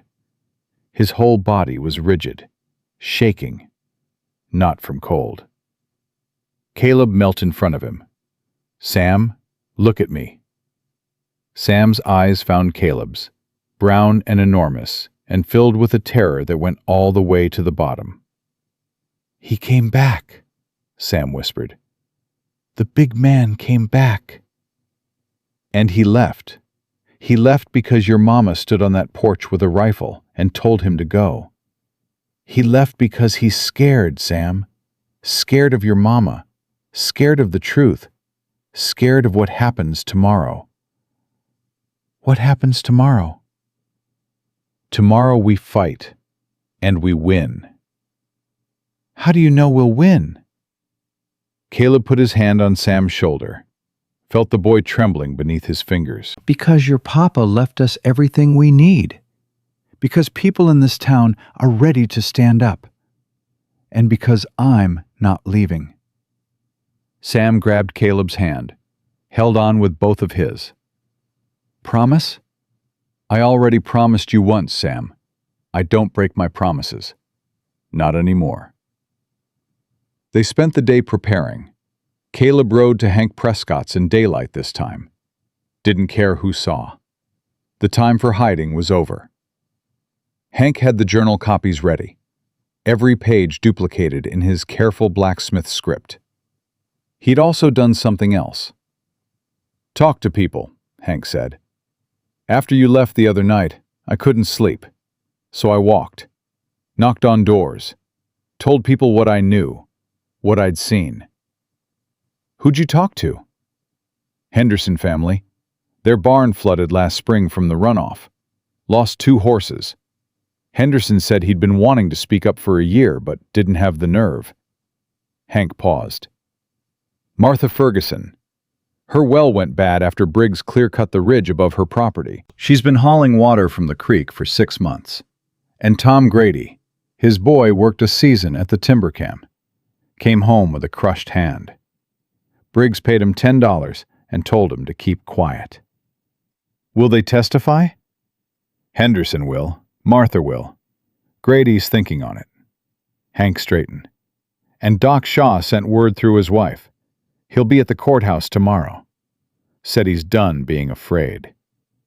Caleb looked at this old blacksmith standing in his shop, surrounded by iron and fire and 50 years of work, risking everything he had because a dead man's widow needed him to be brave. Will would be proud of you, Hank. Hank's eyes filled. Will would be ashamed it took me this long. Caleb rode home. Home. He caught the word in his mind, held it, examined it. He'd called it home. The Calloway Ranch, a place he'd known for 3 days. Sarah was in the kitchen when he walked in. She'd been baking. The cabin smelled like bread and something sweeter, something with cinnamon and sugar. Christmas Eve baking. "The children need Christmas," she said before he could speak. "Whatever happens tomorrow, tonight they get Christmas. They get cookies and songs, and their mama pretending everything's fine." Everything might be fine. "Don't, Caleb. Don't give me hope I can't afford." Then take the hope you can afford. Hank's got witnesses. Doc Shaw's coming. Henderson, Martha Ferguson, maybe Grady. You've got the journal, the surveyor's report, and Sam's testimony about Marsh threatening Will. Sarah stopped kneading. "Sam's not testifying. He's 5 years old. I won't put him through that." You might not have to. Doc Shaw's medical evidence and Hank's eyewitness testimony might be enough. But if it comes down to it, if Briggs pushes and the court needs more— "No!" Sarah slammed her palm on the counter. Flour billowed. "I will burn this ranch to the ground before I let my 5-year-old stand in a courthouse and relive the worst morning of his life. He's a child, Caleb. He's already broken enough." "I know that." "Do you? Because you've been here 3 days, and you're talking about my children like chess pieces. Move Sam here, position Jack there, use Lucy's testimony, use Clara's charm. These aren't pieces, they're my babies." The words hit hard. Caleb took them, deserved them. "You're right," he said. "I'm sorry." Sarah's anger collapsed as quickly as it came. She pressed her hands against her eyes. "No, I'm sorry. You've done more for us in 3 days than this whole town has done in 2 years. I'm just scared. I'm so scared, Caleb. Tomorrow could go either way, and if it goes wrong, I lose everything." "It won't go wrong." "You can't know that." "No. But I can promise you I'll be standing next to you when it happens. Whatever it is." Sarah lowered her hands, looked at him. Her eyes were red, exhausted, terrified. But underneath all of it, buried deep but still burning, was the same fire he'd seen the night he showed her Will's journal. The fire that had kept her alive for 2 years. The fire that wouldn't go out. "Help me make cookies," she said. They baked. Clara helped, getting flour everywhere, on her face, in her hair, on Pepper. Jack sat by the fire sharpening his knife, pretending he didn't care about cookies, but stealing dough when he thought nobody was looking. Lucy held Rosie and sang carols, her voice sweet and clear and aching with the innocence of a girl who should be worrying about ribbons and boys, not courtrooms in custody. Sam sat under the table again. But this time, he wasn't hiding. He was working on something. When he crawled out, he held a piece of paper, folded and creased. "For you, Mr. Caleb." He held it up. Caleb took it, unfolded it. A drawing, stick figures, 5 children, a woman, and a man. The man was tall with a brown hat. He was holding the smallest figure's hand. Above them, in shaky 5-year-old letters, one word: family. Caleb's throat closed, his vision blurred. He folded the paper carefully, put it inside his coat, next to Will's journal, next to his heart. "Thank you, Sam." "That's us," Sam said, pointing at the drawing through Caleb's coat. "All of us. You're in it because you're with us now." Lucy turned away. Her singing stopped for a moment. When it started again, her voice was thicker. Jack stood up from the fire, walked to Sam, put his hand on his brother's head. Didn't say anything. Didn't need to. Sarah stood at the counter, hands covered in flour, watching her children gather around this man who'd appeared from nowhere 4 days ago. Her lip trembled. She bit it, held on. They ate supper together, the last supper before the fight. Sarah had made stew from the last of the salt beef, thick and hot. Caleb ate and tasted something he hadn't tasted in 6 years. A meal made with love. A table surrounded by people who wanted him there. After the children went to bed, Sarah and Caleb sat at the table. The cabin was quiet. Fire cracking low in the stove, wind pressing against the walls. "Tell me about Annie," Sarah said. Caleb looked at her. Nobody had said Annie's name out loud to him in 6 years. "She was better than me in every way that mattered," he said. "Smarter, braver. She could make anyone laugh. She could grow anything in any soil. She used to say I was good at breaking things, and she was good at fixing them. And between the two of us, the world held together." "And Beth?" The name hit him like a physical blow. He took it, let it land. Beth was 4. She had Annie's eyes and my stubbornness. She'd follow me around the ranch all day, wanted to do everything I did. Saddle horses, mend fences, chop wood. She was too small for any of it, but she'd try anyway. His voice roughened. She used to grab my leg when I came home. Hold on so tight, say, "Papa, don't leave again," every time. Every single time. Like Sam. Yeah. Caleb pressed the burn scar. Like Sam. Sarah reached across the table, took his scarred hand in both of hers, ran her fingers over the ridges the way Annie used to. Caleb's breath caught. "I'm not asking you to replace Will," Sarah said quietly. "And I'm not asking you to forget Annie and Beth. But tomorrow, when we walk into that courthouse, I need to know something." "What?" "Are you fighting for us because we remind you of what you lost? Or are you fighting for us because of who we are?" Caleb looked at their hands, his burned, hers scarred. 2 people marked by what they'd lost. "3 days ago," he said, "I was fighting because you reminded me. Because Sam grabbed my leg and I saw Beth. Because your cabin looked like my cabin, and your children looked like the family I buried. And now? Now I'm fighting because Lucy sings hymns when she's scared. Because Jack sharpens a knife he'll never use because it was his father's, and that's all he has left. Because Clara tells a dog everything's going to be okay and means it. Because Rosie reached for me and I wanted to reach back. Because Sam drew a picture of a family and put me in it." He looked at Sarah. "And because you threw a book at a man's head in a general store and married him 3 weeks later. Because you've been fighting alone for 2 years and you haven't quit. Because you make cookies on Christmas Eve when the world's falling apart. Because your children deserve Christmas." Sarah's eyes filled. "I'm not fighting for ghosts anymore," Caleb said. "I'm fighting for you. All of you. Because you're worth it." Sarah leaned forward, kissed him. Quick, fierce, tasting like cinnamon and tears. Pulled back fast, looking scared and brave at the same time. "Don't die tomorrow," she whispered. "I'll do my best. That's not good enough. Then I won't die. How's that?" "Better." She almost smiled. Almost. "Good night, Caleb." "Good night, Sarah." She went to the bedroom.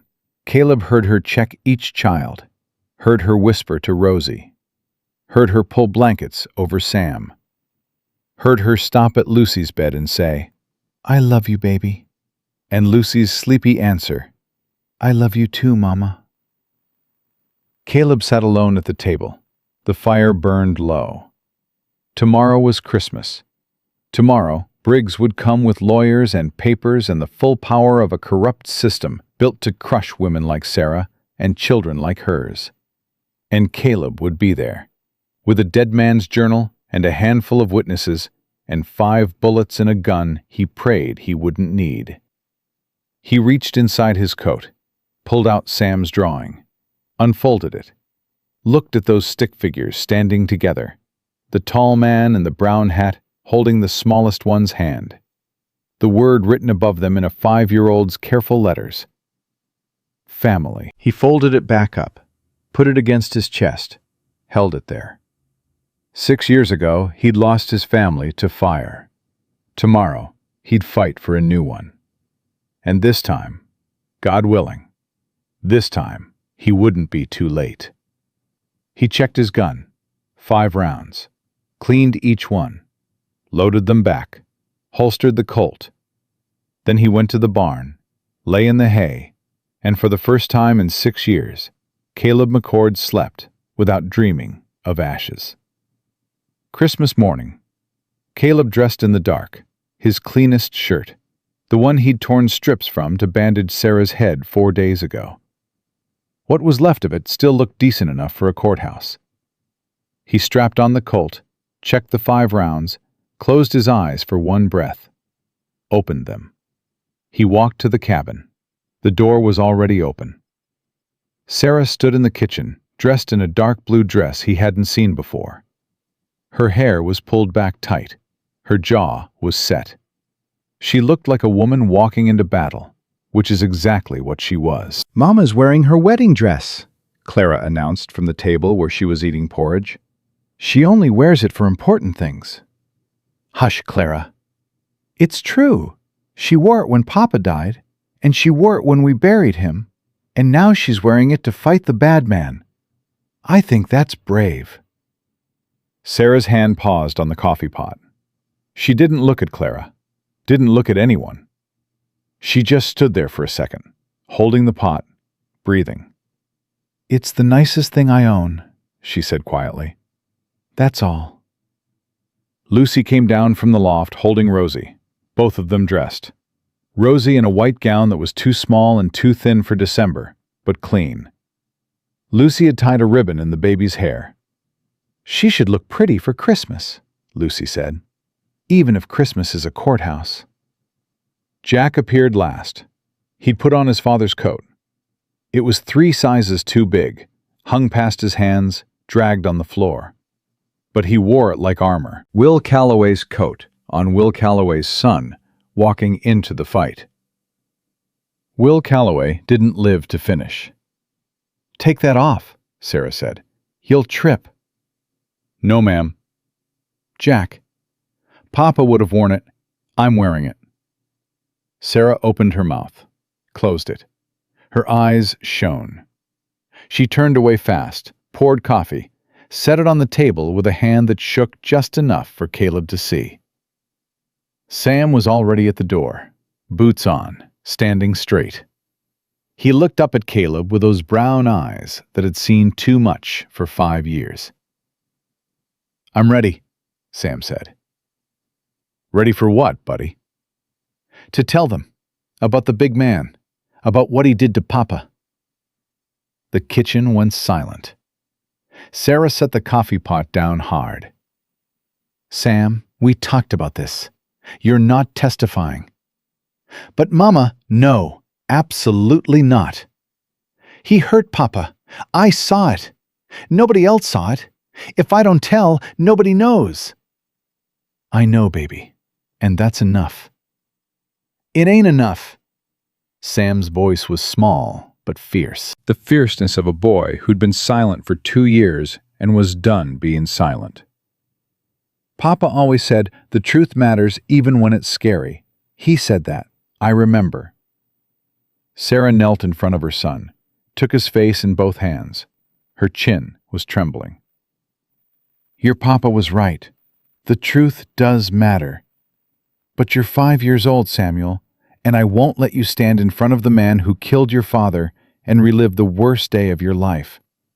"I'm not scared anymore, Mama." "I am. I'm scared enough for both of us." Sam put his hands over his mother's. Mr. Caleb said people only threaten when they're scared. He said the big man is scared of us. If the big man's scared of us, maybe I don't have to be scared of him." Sarah looked at Caleb. Her eyes said, "Help me." Her eyes said, "Don't you dare help him." Her eyes said, "I'm losing this argument with a 5-year-old, and I know it." "We go to the courthouse," Caleb said carefully. "We see how it plays. If we don't need Sam, he doesn't speak. If we do need him, you decide. Nobody else. You." Sarah stared at him for a long time. Then she nodded once, stood, smoothed her wedding dress. "Let's go," she said. They rode into town together, all 7 of them. Sarah on her mare with Rosie bundled against her chest. Lucy and Clara doubled on the old draft horse. Jack rode behind Caleb on Scout, his father's coat bunched up around his waist so it wouldn't tangle in the stirrups. Sam sat in front of Caleb, tucked inside his coat, warm against his chest. Pepper ran alongside, tongue out, tail up, the only member of the family who seemed happy about any of this. The town was quiet, Christmas quiet. Smoke rose from chimneys. A few families were already at church. The courthouse sat at the center of Main Street, 2 stories, stone and timber. The flag hung limp in the cold, but the street wasn't empty. Hank Prescott stood at the courthouse steps, Sunday coat, hat in hand, shotgun leaning against the railing beside him. When he saw Sarah, he straightened, nodded once. The nod of a man who'd finally decided to stop running from his conscience. Beside Hank stood Doc Cornelius Shaw, 62 years old, white coat, medical bag, hands trembling but eyes clear. He'd shaved, combed what was left of his hair. He looked like a man attending his own funeral and making peace with it. And behind them, clustered in a ragged group that looked more like a congregation than a crowd, stood others.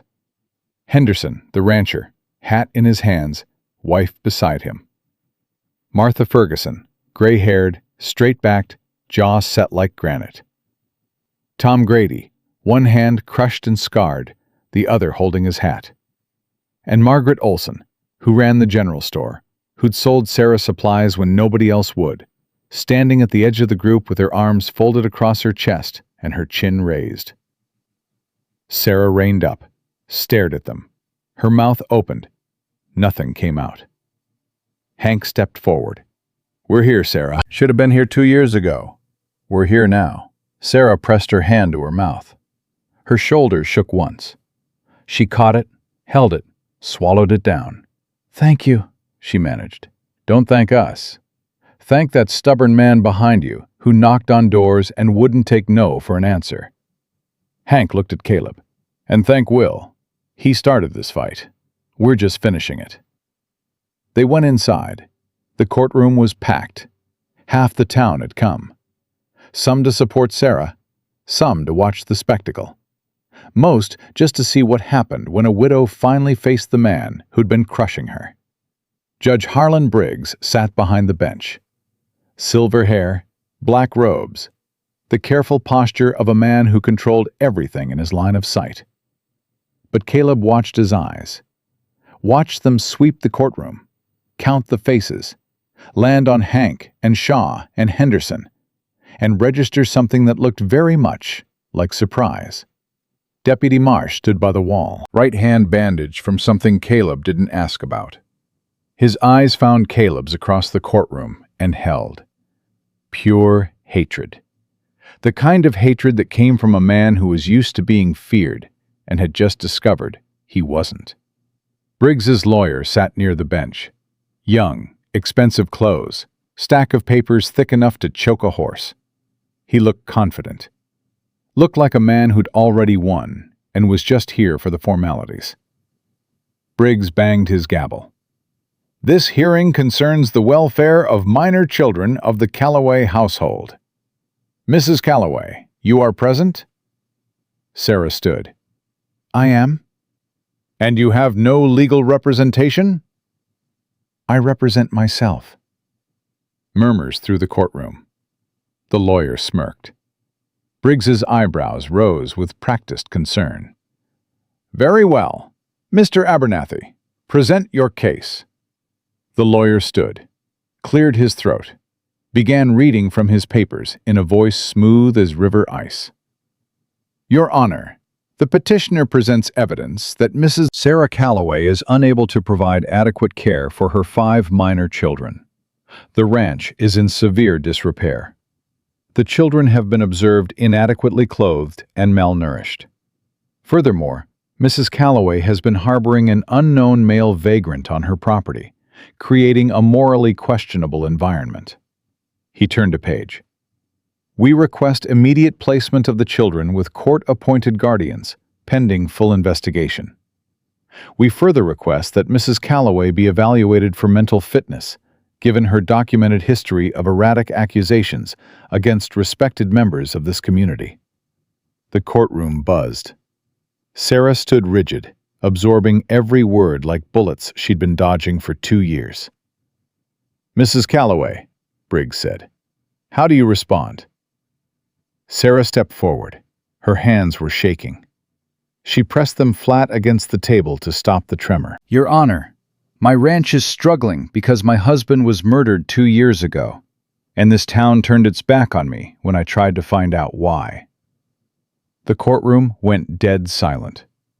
My children are thin because the general store cut my credit on your orders. My fences are broken because I'm one woman doing the work of 3, with no help and no sleep. And the man you're calling a vagrant saved my daughter's life 4 nights ago when she was dying of hypothermia on a road where nobody else stopped. She pulled out Will's journal, set it on the bench in front of Briggs. This is my husband's journal. 2 years of entries documenting illegal logging by Briggs Timber Company on federal land. Documenting contaminated water runoff that destroyed wells and killed livestock downstream. Documenting threats made against him when he refused to sell his land. Briggs didn't touch the journal. His face had gone gray. Furthermore, Sarah's voice grew stronger. I have a surveyor's report, paid for by my husband, proving that Briggs Timber has been operating without federal permits on protected land. I have medical testimony that my husband's death was not an accident. She turned to the courtroom. Dr. Shaw? Doc Shaw stood. His legs were unsteady, but his voice wasn't. My name is Dr. Cornelius Shaw. I've practiced medicine in this town for 34 years. I examined William Calloway's body 2 years ago. He paused, looked at Briggs. I was instructed to record the cause of death as exposure following a riving accident. I did so under duress. The courtroom erupted. Briggs hammered his gavel. The truth, Shaw continued, raising his voice above the noise, is that William Calloway sustained a wound to the back of his skull inconsistent with a horse throw. The wound was caused by a blunt instrument, a rifle butt or similar weapon. William Calloway was struck from behind before he ever fell from that horse. Briggs's gavel was useless. People were on their feet, shouting, some angry, some vindicated. 2 years of whispers turning into roars. Order! Briggs slammed the gavel until his hand was red. This is a custody hearing, not a murder trial. Then let's talk about custody. Sarah's voice cut through the noise like a blade.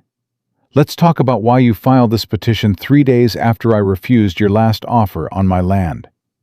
Let's talk about why your deputy came to my home with 5 armed men on Christmas Eve. Let's talk about why every family in this valley who spoke against your timber company suddenly lost their credit, their contracts, their standing in this town. Hank Prescott stood. I can speak to that, Your Honor. His voice shook, but held. I saw the runoff from the timber operation, gray water pouring into the creek. I told Sheriff Dawson. He told me to keep quiet. I've been keeping quiet for 2 years because you hold my mortgage, and you threatened to take everything I have. Henderson stood next. Our barn flooded last spring from that runoff. Lost 2 horses. My children drink water that smells like mud. Martha Ferguson stood. My well's been poisoned since the clear-cutting started. I've been hauling water from the creek like an animal. One by one, person after person, standing up, saying out loud what they'd been whispering for 2 years. The courtroom filled with voices, with anger, with 2 years of silence breaking apart. Briggs's face was the color of ash. His gavel sat useless in his hand. His lawyer was flipping through papers, looking for something, anything, that could stop what was happening. "This is a circus," Briggs said. His voice had lost its authority. It came out thin, desperate. "None of this testimony is relevant to the custody matter." "It's all relevant." A new voice from the back of the courtroom. Every head turned. A man stood in the doorway. Tall, trail dusty, federal badge on his coat. Behind him, 2 more men with badges. U.S. Marshal Robert Aldridge, Territorial Office, Helena. He walked down the aisle with the slow certainty of a man who had all the authority he needed, and knew it. "I received correspondence 9 days ago from Dr. Cornelius Shaw regarding suspicious death and environmental destruction in this jurisdiction. I've been investigating for the past week." Briggs stood up. "Marshal, this is a local matter." "It was local. It became federal when your timber company started logging protected federal land without permits. And it became a murder investigation when Dr. Shaw's medical evidence reached my office." Aldridge stopped in front of the bench. "Judge Briggs, I've reviewed the surveyor's report, the medical records, the financial transactions between your timber company and county officials. I've interviewed workers from your operation. 3 of them have given sworn statements describing illegal logging, bribery, and witness intimidation." The courtroom was so quiet, Caleb could hear Clara whispering to Pepper. "I'm placing Briggs Timber Company under federal seizure," Aldridge said. "All operations ceased immediately. I'm also recommending that the territorial governor remove you from the bench pending criminal investigation." Briggs's hands gripped the edge of the bench. His knuckles went white.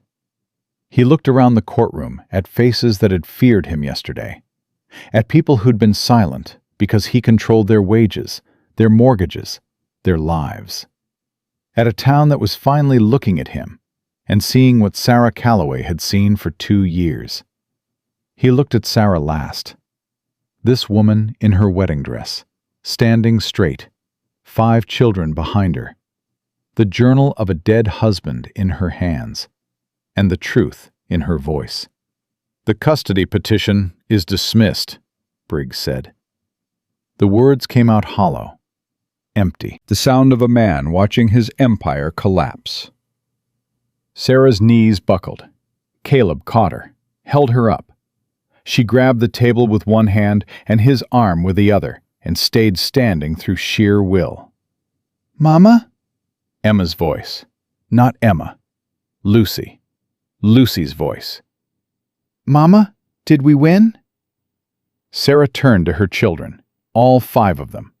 Lucy holding Rosie, Jack in his father's coat, crying now, not hiding it, just letting the tears fall. Clara with Pepper in her arms, grinning so wide her face couldn't contain it. And Sam, standing at the front, looking up at his mother with those brown eyes that had carried a secret for 2 years and finally set it down. "Yeah, babies," Sarah whispered. "We won." The courtroom broke open, people rushing forward, hands extended, hugs offered. 2 years of silence turning into 2 minutes of grace. Margaret Olson reached Sarah first, pulled her into an embrace so tight Sarah gasped. "I'm sorry," Margaret whispered. "I should have done more." "I should have said something." "You sold me flour when nobody else would," Sarah said.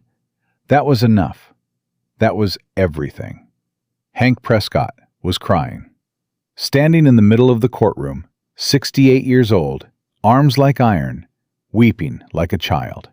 Doc Shaw put a hand on his shoulder. Two old men who'd carried guilt for 2 years, finally letting it go. Marshal Aldridge approached Sarah. "Mrs. Calloway, I'll need the journal and surveyor's report for evidence. You'll receive them back after the investigation concludes. Take whatever you need. Your husband was a brave man. He documented everything. Without his records, we'd have nothing." "He was the bravest man I ever knew," Sarah said. "He just ran out of time." Aldridge looked at Caleb. "And you, McCord, former Texas Ranger?" "Long time ago. Shaw mentioned you in his letter. Said a stranger showed up and put the pieces together. Said you stood between Mrs. Calloway and 5 armed men on Christmas Eve." "I just fixed some fences." Aldridge almost smiled.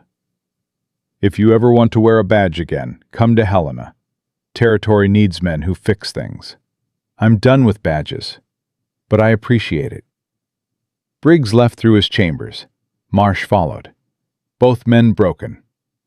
Aldridge's deputies went after them. There would be warrants, arrests, trials. The machinery of real justice turning slow, but turning. They walked out of the courthouse into Christmas sun. The street was full of people now. Word had spread the way it does in small towns, fast as fire, impossible to contain. People who hadn't been at the hearing came running. People who'd avoided Sarah for 2 years found the courage to look her in the eye. Clara tugged Caleb's hand. "Mr. Caleb, it's Christmas. Do we still get cookies?" "Yeah, Clara. You still get cookies." "Good, because I told Pepper we would, and he's been looking forward to it." They rode home together, all 7 of them, the same way they'd come, but different.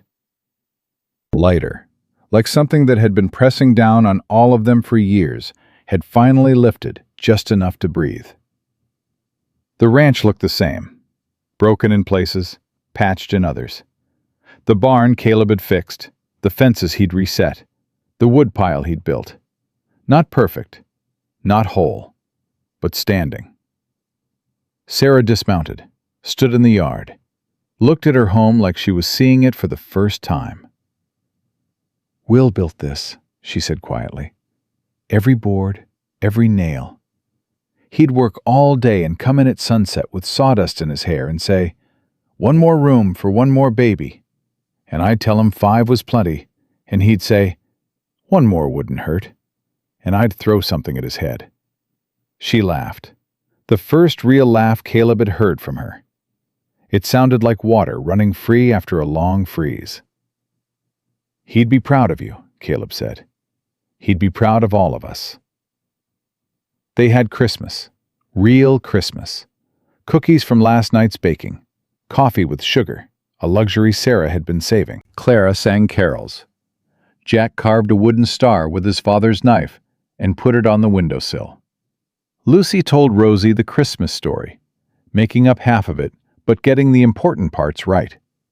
Sam sat in Caleb's lap at the table, not under it, at it, eating cookies, drinking warm milk, talking. Talking more than he'd talked in 2 years. About the horses, about Pepper, about the snow, about nothing and everything. The way children talk when they finally feel safe enough to make noise. After the children fell asleep, Sarah and Caleb sat on the porch. The night was cold and clear. Stars beyond counting. The kind of sky that made you feel small and enormous at the same time. "What happens now?" Sarah asked. "Aldridge investigates. Briggs goes to trial. The timber company gets shut down. The town recovers." "I meant with us." Caleb looked at her. She was looking at the stars, not at him, but he could see her pulse in her throat, could see the way her hands twisted in her lap. Nervous for the first time since he'd met her. "What do you want to happen?" he asked. "I want you to stay, but I'm not going to ask. Because if you stay out of pity or guilt, or because my children remind you of your daughter, it'll poison everything eventually. You have to stay because you want to. Because this is where you belong. Not because of what you lost, but because of what you found. Caleb reached inside his coat, pulled out Sam's drawing, the stick figures, the word above them, family.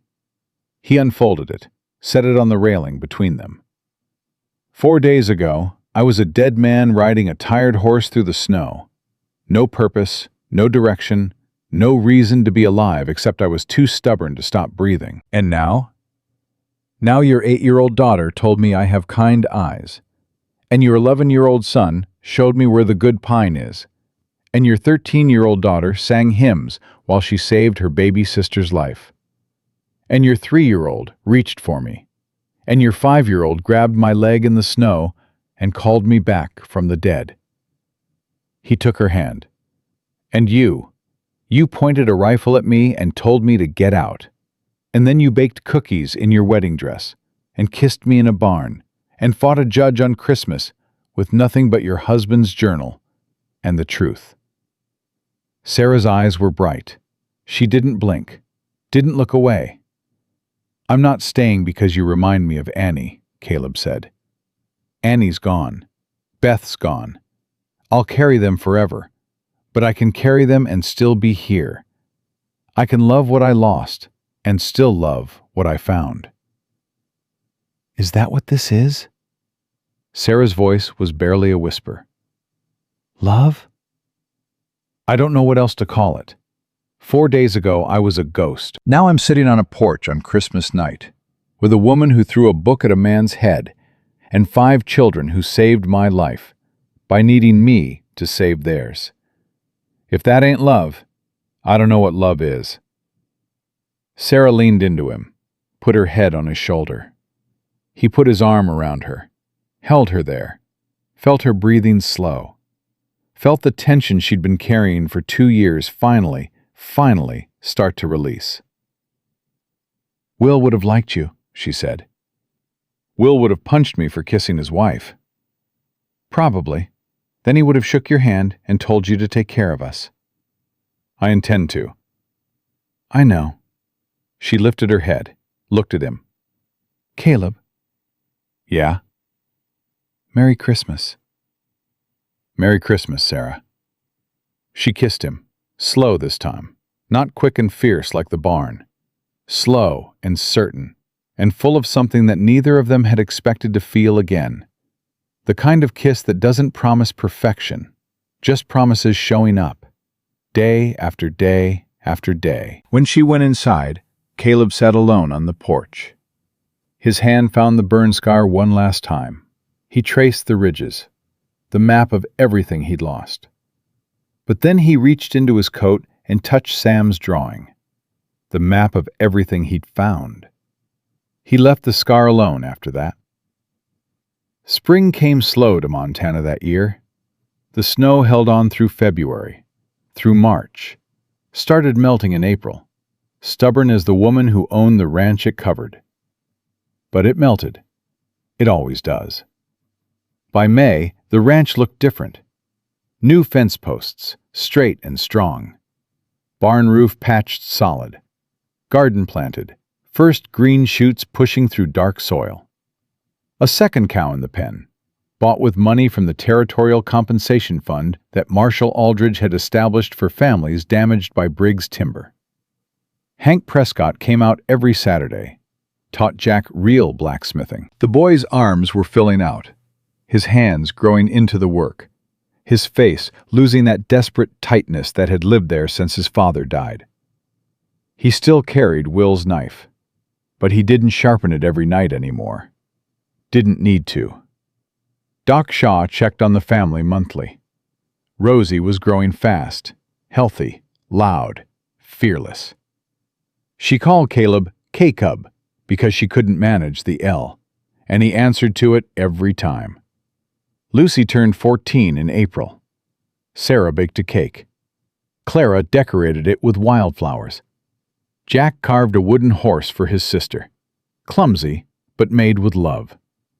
Lucy held it like it was gold and said, "Thank you, Jack," in a voice that cracked, and Jack looked away fast, but smiled when he thought nobody was watching. Clara had taught Pepper 4 new tricks and was working on a 5th. "He can almost read," she told Caleb with absolute seriousness. "I just need more time." And Sam talked now. Talked constantly. To Lucy, to Jack, to Clara, to Rosie, to Pepper, to the horses, to the chickens Sarah had bought in March, to anyone and anything that would listen. 2 years of silence pouring out in an endless river of words, questions, stories, observations. 5-year-old wisdom delivered with the confidence of someone who'd learned that his voice mattered. One evening in late May, Caleb was fixing a hinge on the cabin door when Sam walked up, stood beside him, watched him work. "Mr. Caleb." "Yes, Sam?" "Can I ask you something?" "You're going to, whether I say yes or not. You're just like Clara that way." Sam grinned. Then his face went serious, the way it did when he was about to say something that mattered. "Lucy calls you Mr. McCord. Jack calls you Caleb. Clara calls you Cowboy Man. Rosie calls you K-Cub." He paused. "Can I call you Papa?" Caleb's hand stopped on the hinge. His throat closed. "I know you're not my real Papa," Sam said quickly. My real Papa's in heaven, and he's watching us, and I love him forever. But you're here, and you stayed, and you carried me in the snow, and you slept on the floor with me, and you promised you'd come back, and you did. Every time you did." His small hand found Caleb's scarred one, held it. "Mama says family is the people who show up. You showed up, Mr. Caleb. You showed up, and you stayed." Caleb knelt, eye level with this boy who'd grabbed his leg in the snow 5 months ago and pulled him back from the dead. "Sam, I would be honored." Sam threw his arms around Caleb's neck, held on the way he'd held on that first day, with everything he had. "Thank you, Papa," Sam whispered. Over Sam's shoulder, Caleb saw Sarah standing in the doorway. She had one hand pressed to her mouth, tears running down her face. Not sad tears, not grief tears. The kind of tears that come when something you thought was forever broken starts working again. Lucy appeared behind her mother, Jack behind Lucy. Clara pushed through all of them with Pepper in her arms. "What are we looking at? What happened? Did Sam say it? He told me he was going to say it. Did he say it?" "He said it," Lucy confirmed. "Finally!" Clara pumped her fist. "I've been waiting forever. Pepper, he said it!" Pepper barked. Jack didn't say anything, just walked forward, stood beside Caleb and Sam, put his hand on Caleb's shoulder. The weight of it was light. The meaning of it was everything. Sarah walked to them, Rosie on her hip, knelt down, put her arms around Caleb and Sam both. Lucy joined. Clara joined, with Pepper squirming between them. Jack stood with his hand on Caleb's shoulder, not joining the hug because he was 11, and 11-year-old boys don't do that, but not letting go either.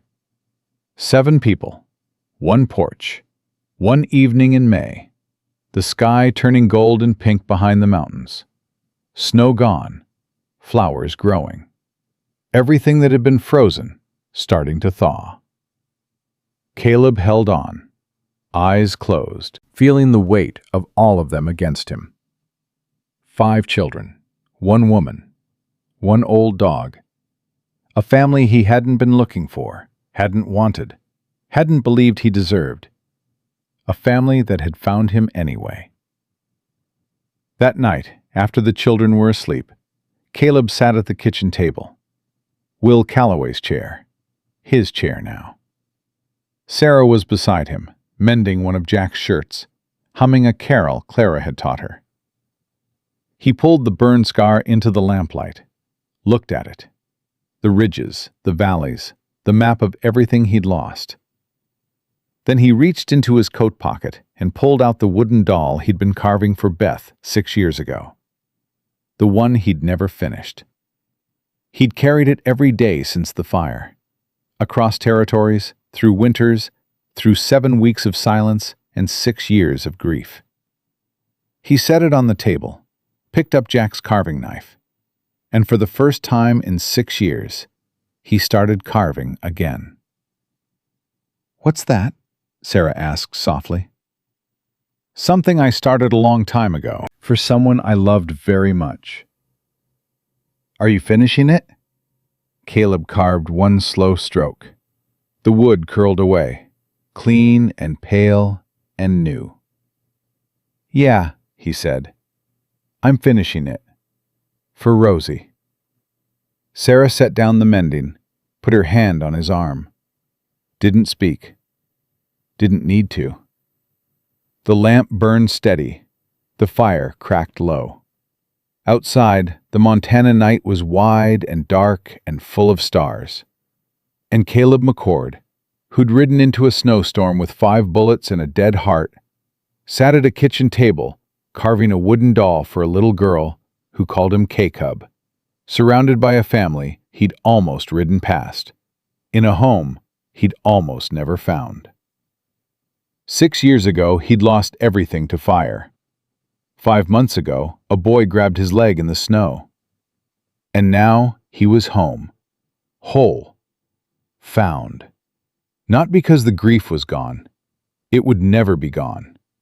Annie and Beth lived in every stroke of the carving knife, in every ridge of the burn scar, in every breath he took. But grief and love could live in the same chest. Loss and hope could share the same heartbeat. A man could carry his dead and still hold his living. Caleb McCord had been 30 seconds too late once. Too late to save the family he'd built. But he'd been right on time for the family that built him. And he would never be late again.